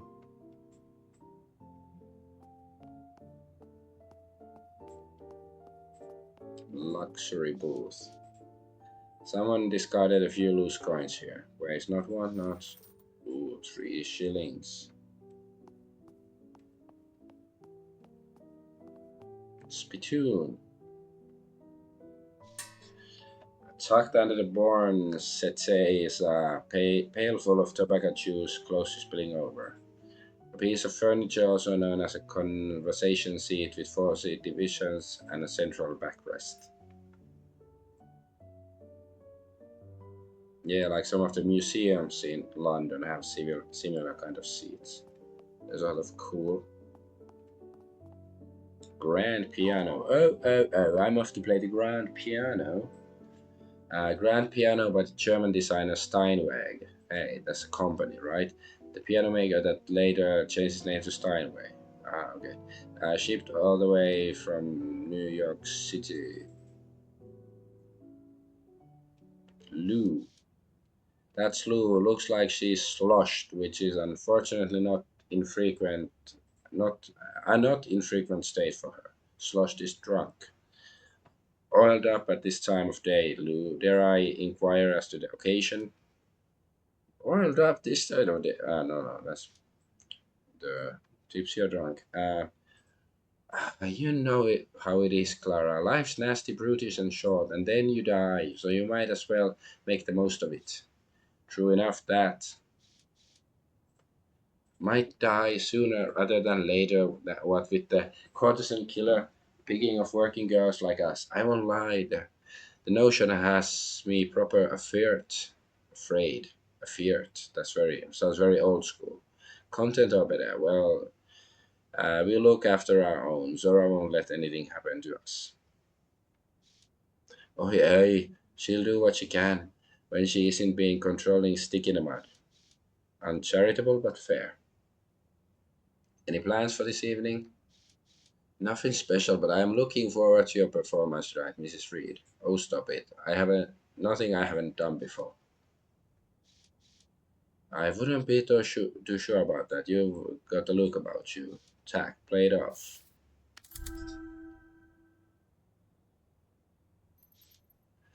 Don't be silly, you're in your cups, darling. Okay, in your cups is drunk. I didn't know that. Aye, you're right. I'm sure I must be imagining things. Maybe lay off the bottle a titch, Lou. Titch just a little bit, yeah, small amount. Clara, I wouldn't possibly otherwise. How would I tickle the ivories which has a natural ease? What's your take on this courtesan killer business?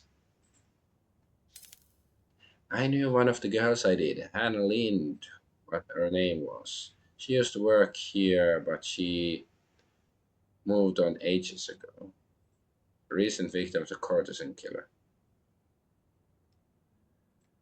I can't recall if this is actually one of the victims of Jack the Ripper or not, but I think in Sweden, like more than 20 years ago, she was some politician killed by some immigrant. Was Anna Lind, I think was her name. So I don't know, just coincidence, and it's not Hannah, it's Anna. I think that was her name. Anyways, that's right. I remember her. Nice enough sort. Before she was killed, she was still working as a dolly, as far as I know, which is more than I can say for all of the victims. A working girl like us, even to the bitter end. Female prostitutes. Oh no, a working girl. Can't a boy be a working girl? Come on, man. You know when them bobbies, how them bobbies are. Anyone sleeping rough or upon her eyeballs in Jean was probably up to all else too. It's all the same to them. So sleeping or living in the streets or in derelict conditions. Best be on my way till tonight. Bye bye. Uh,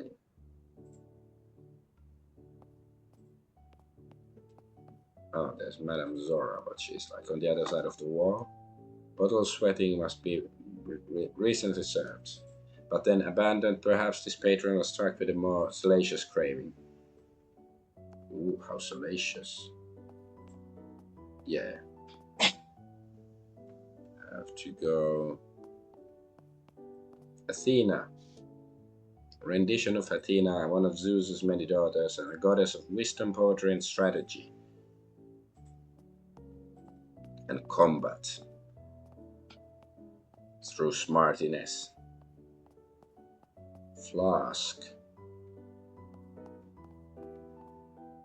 Mirror.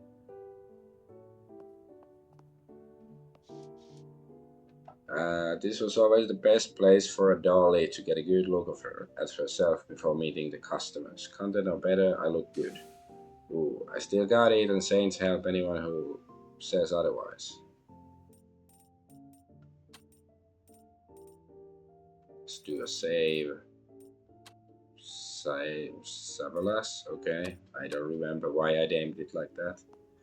So is this where the? Okay, I'm not gonna talk to her yet because it maybe it's gonna end the chapter or something. So let's look around. A fetching first impression is important. This screen is good for a bit of privacy in a pinch.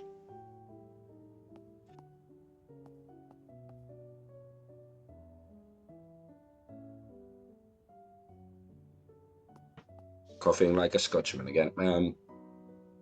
Here's where all the dollies leave their each other notes about the Johns. Here it says Felipe is a Spaniard and a chatterbox who works as a fishmonger at the wharf. He unfortunately comes straight here after work. Ugh. Blue describes Mr. Sykes as strong but gentle. There's a caution about some character calling himself Sugar Jones. He gets a bit rough and at times, and Zora even had him thrown out, but he splashes enough gin around that she let him back in. Sounds like bollocks to me. More about Sykes. Never fusses about payment. Treats you more like a sister than a trick, except for the actual transaction, of course. Sykes wins for popularity. It's a wonder the girls don't brawl over who gets him for the night. I wonder what else the girls have been saying. Like, okay, let's read. Miss Dr. Wainwright, fussy and specific client. Good time when you get it right. Okay, let's read more. Avoid Mr. Daly when he's in his cups.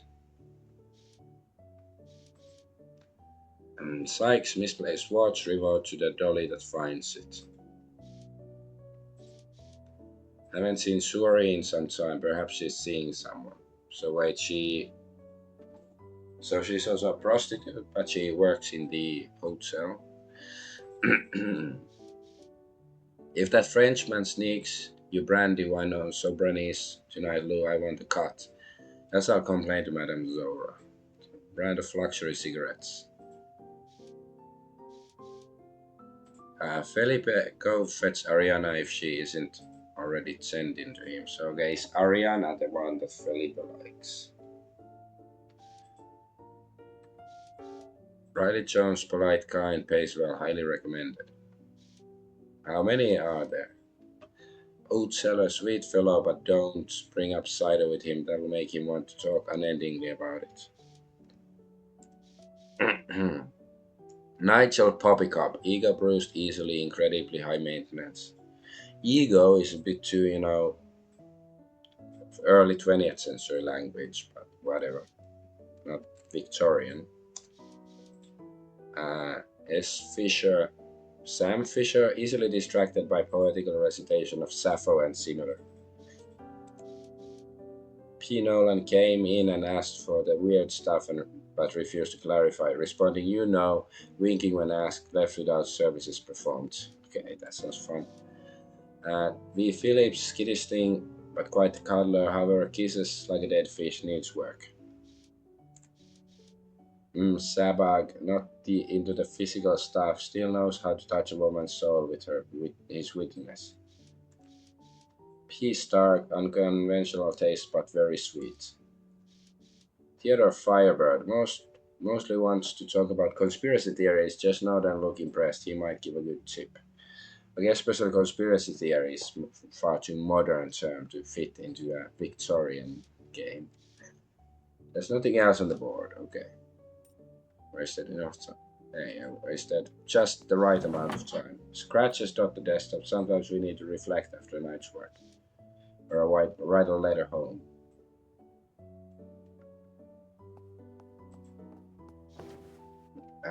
Looks to be free of stains. Good. Madame Zora hates it when one of us dozes off with our makeup on.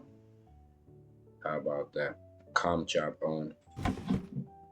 Clean functional furniture. Zora may not splurge on pieces for the back of the house, but at least she recognizes that keeping her girls happy is good for business. Someone left a bottle of old lace in here. Okay, let's take it. As perfume. Flask. We always keep a flask of laudanum on hand for dollies who have trouble sleeping. Okay, let's take it. The way last few days have gone, I might need it.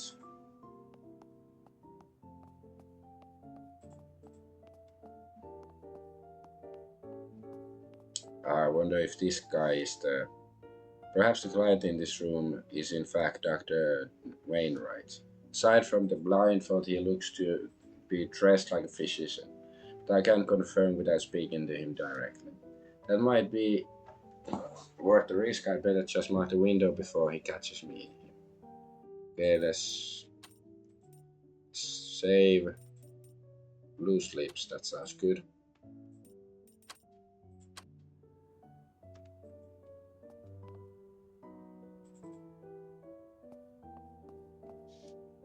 I must assume that our client here is Dr. Wainwright, but of course I wouldn't know to be sure without speaking to him. This is taking too long. I should just mark the window and be off. Don't forget to leave it cracked so Ivana can climb inside. Okay, mark the window, leave it open. This character has gained secretive trait and will now be able to select dialogue options that require this trait. Ooh, nice.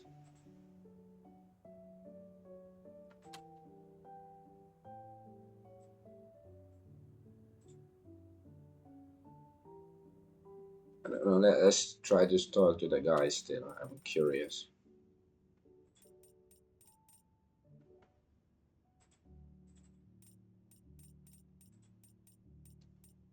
I don't know, hope.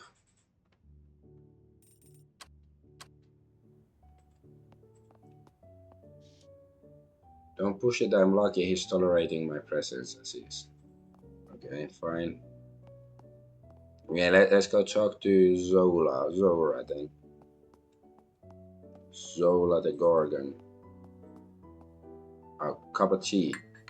It's gone cold. Madame Zora didn't finish her morning cup of Earl Grey.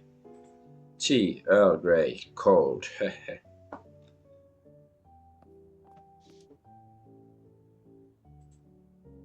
Here is Madame Zora. It appears she was lost in thought perusing the titles in her small office library. Her grim aesthetic belies a fiercely protective heart. She is shrewd and a strict ship runner. Clara, at last, a semi-competent face. Mm. At current moment, she seems intensely tired. Difficult morning. Good morning to you too. You're looking particularly weary today. Anything that bodes ill for Zora bodes ill for me. The last thing I need is complications this close to my departure. Could you see your way to getting one of our esteemed colleagues out of a bind? Someone has once again disobeyed the house rules for the sake of lining her pocketbook. Pray tell which of our ladies is in trouble? As you no doubt gathered, it's Beatrix. Per Mr. Sykes' request, she failed to tie a ribbon around the sheep and has requested some pills to balance her menses after last night's encounter, if you take my meaning. The Velvet Rose is Shining Star and Resident Diva. Tie a ribbon to use a condom. Tie a ribbon around the sheep. Okay, that's interesting term. Okay. Um, it's always Beatrix. Oh no, flouting the rules again. Well, still more tolerable than the time she indulged that pushy gent with formicophilia without telling us. Is this sexual interest in having small animals, insects, or snails crawling all over one's body? To each their own, but Christ above, it was hard to get rid of those ants. Yes, indeed it was. Even Madame Zora looks unnerved at the reminder. All right, I assume the usual place will suffice. Grace Apothecary should have what Beatrix wants. Indeed, there's a chemist note, and if you're feeling particularly generous, she's also requested the delivery of Nandy's peanut candy. Um,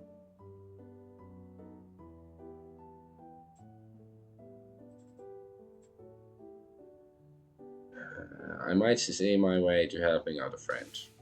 Oh, hope back.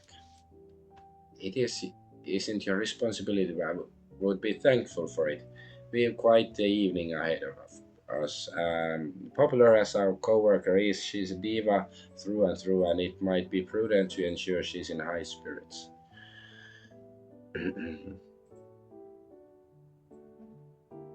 If it'll keep her content for the evening, then perhaps it's worth the detour. Yeah, intuition increased level 11. Indeed, whatever you choose is fine with me. Oh, and be a dear and pick me up a box of sweets from Pavel Gerard. He'll be at Pinfold Plaza. In his Pinfold in Plaza, sorry. Yeah, I know. What candies do you mean? Crunchy Frog? Oh, the French ones. I don't remember the name. I acquired quite the sweet tooth when I lived across the channel. Pavel knows what I want, and don't worry about money. I'll pay him when I do my shopping. The English Channel separating Great Britain from mainland Europe. Okay.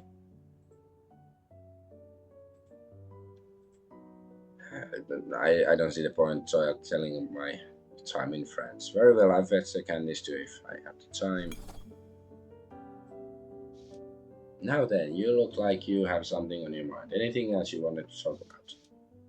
Let's not make mention of my travel plans. This evening will run smoother if I keep myself in her good graces, and I haven't yet read on what her reaction might be.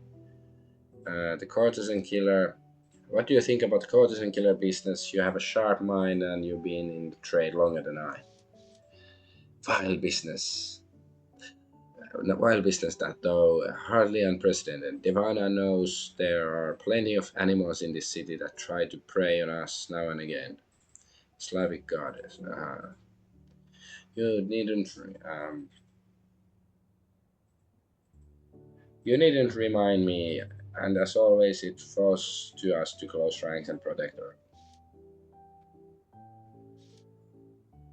That it does. I'll not forgive what was done to poor Hannah anytime soon.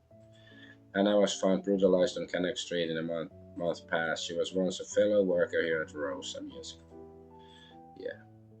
A victim, a rough and dimly lit street in the east end of London. Miss Reed, may I speak to you in confidence? In confidence? Does that mean? Of course, Madame Zora. I've seen marks like this in my days before I came to London. Brutal killings such as those that now haunt us. Perhaps you are not looking at the work of a person, Miss Reed, but that of a werewolf. Blah, a werewolf. Something in her tone strikes me as off. Perhaps it's nothing more than unsettling memories. She may have cause for her suspicions, but then why the targeting of dollies? Of course, it's a horny werewolf. Are we inherently vulnerable because we so often deal with strangers? Or might all this paranoia boil down to coincidence? It would be easy to blame werewolves given the state of the bodies, but we must not allow prejudice to inform our actions. Okay. As you say, okay, take your leave. I should get a move on. I'll be back with Beatrix medication in 2 ticks. 1 tick, 2 tick. Oh no, it wasn't 2 tick. See to it you are plenty left to do before your performance tonight, and Miss Reed, and I needn't tell you, but all the same, don't let the bobbies stop you once you have the medicine in hand. Wouldn't dream of it, Madame Zora. I turned to make my way only for Zora to abruptly stop me with a tense hand on my shoulder. Take heed, my dear. Once you have the medicine, come straight here. Legal or not, those pills are more than enough probable cause for the coppers to apprehend a woman such as you. Okay. So, let's see.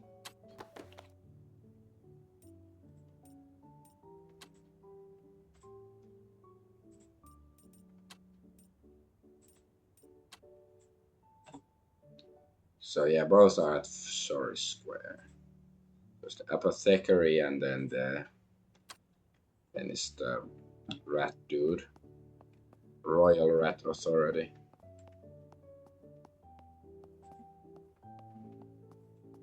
Oh, it's Beatrix Aguirre. Before me stands Beatrix Aguirre. Madame Zora tracks her most profitable Madame Zora tracks her most profitable girl each month, and Beatrix and I are often neck to neck. Neck and neck. One to.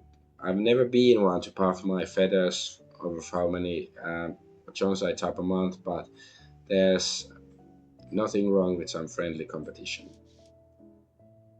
Zora said she would send someone trustworthy to fetch my pills. Going off that sure look on your face, I assume she picked you. Indeed, someone got to be reliable around here, I suppose.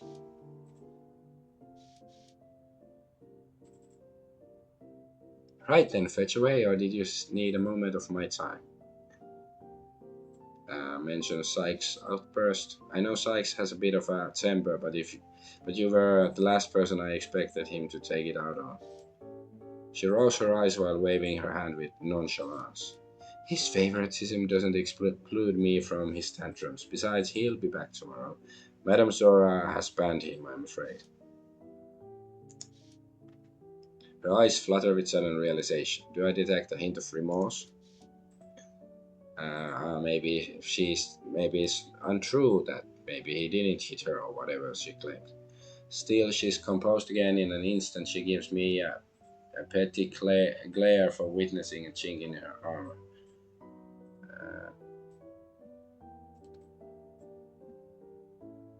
Aren't you worried about what he said? He seemed quite angry. She lets out a laugh of disbelief. Sykes would never hurt me, even during a full moon. She places her hands confidently on her hips as if she couldn't be bothered to belabor me with common knowledge. Werewolves only fully transform and lose their faculties around the full moon. It's only at its worst if they become truly enraged. While it's true that lycanism is not transmissible while a person is untransformed, the science behind the process of transformation is still unclear. And Sykes told me I'm the only person in the world who's calmed him down. Lovely sentiment, though. I wonder at the truth of it. Um, why didn't you make sure he was wearing his sheepskin? That's the sort of mistake a kitten would make. Sheepskin is a condom, a kitten is an inexperienced prostitute, yes. I don't recall you being in bed with us. Now there's a job we could charge a hefty price for, so kindly mind your own business. Fine, but there's another matter I want to discuss. Tell her a rumor about her shoes. What's a rumor? Ooh, intellect up. Would you like to hear the latest rumor surrounding you and your shoes? I am a wretched woman for reveling in her furious yet conflicted glare. I haven't heard any rumors. I have. Well, most of us are used to your quirks by now, but it seemed that Prudence isn't. She claims that she witnessed you using the communal bathtub in the usual way, save still wearing your boots. Prudence is half blind, half wit, and I'm lady enough to know it's quite rude to indulge in the rumors, but it appears the same cannot be said of you.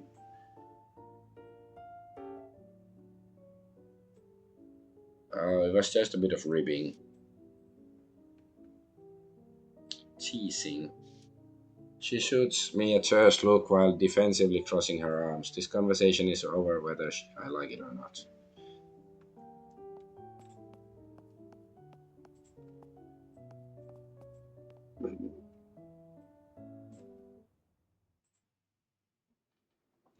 Alright, so let's go get the candy and the pills.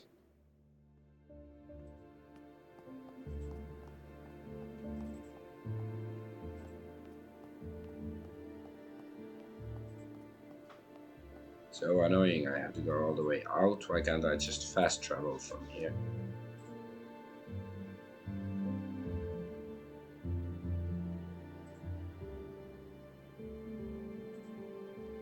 Um, shall I see what the wide world of London has to offer? Daylight's wasting and I need to fetch those pills for Beatrix. Yeah, I think I've done all I need to do here. Success is a science. If you have the conditions, you get the results. Okay, so the Oscar Wilde. So Chapter done. All right. Oh, Teddy Redgrave. Okay, it's the dwarf. He's a friggin' cyborg.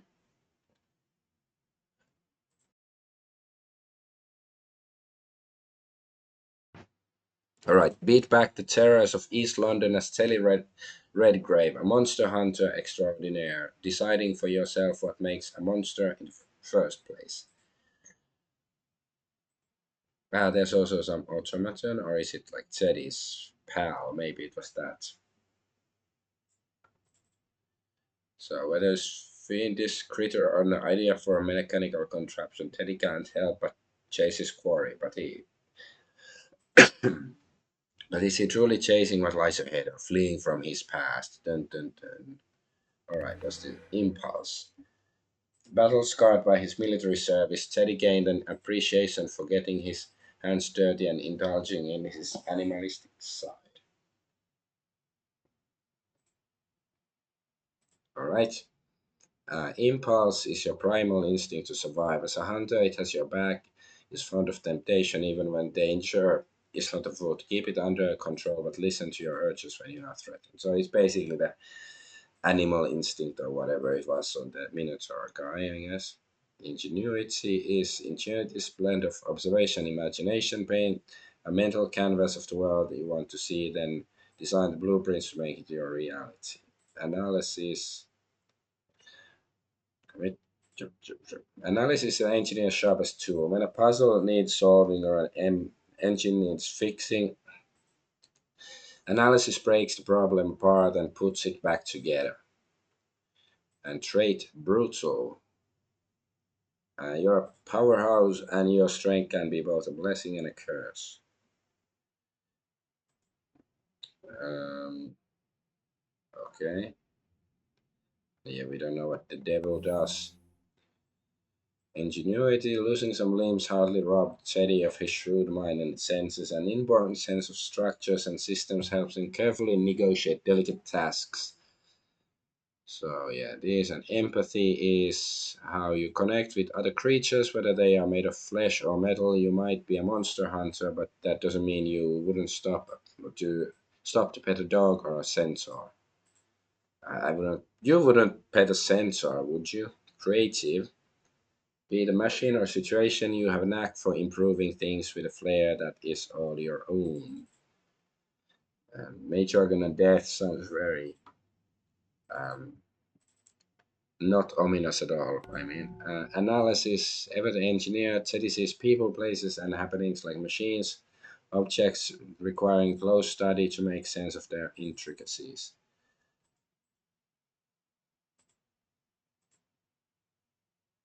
Mm, and meticulous, have an eye for detail both in engineering and in other avenues. And empathy, unlike Queen and Country, Teddy feels connection to people, helping him understand and sometimes manipulate whose paths he crosses. So our insightful, you can see hidden truths and people respect your criticism. Um, Ingenuity sounds interesting. It's like I'd also like to have some analysis, like analysis and ingenuity. But this is like too boring. Maybe I'll just take ingenuity and it's creative and death. Death is always a good thing, right?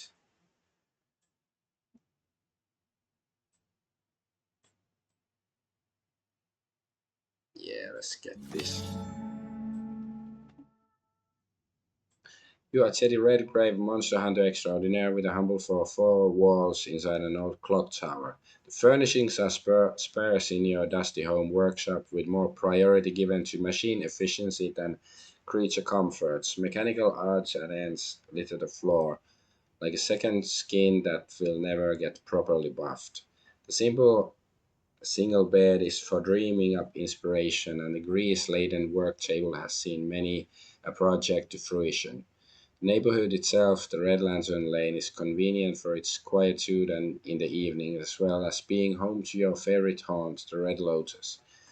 The lofted area is no trouble for a dwarf to walk beneath, and the wagon wheel window is a powerful source of daylight for the tinkerer who is still hard at work in the wee hours.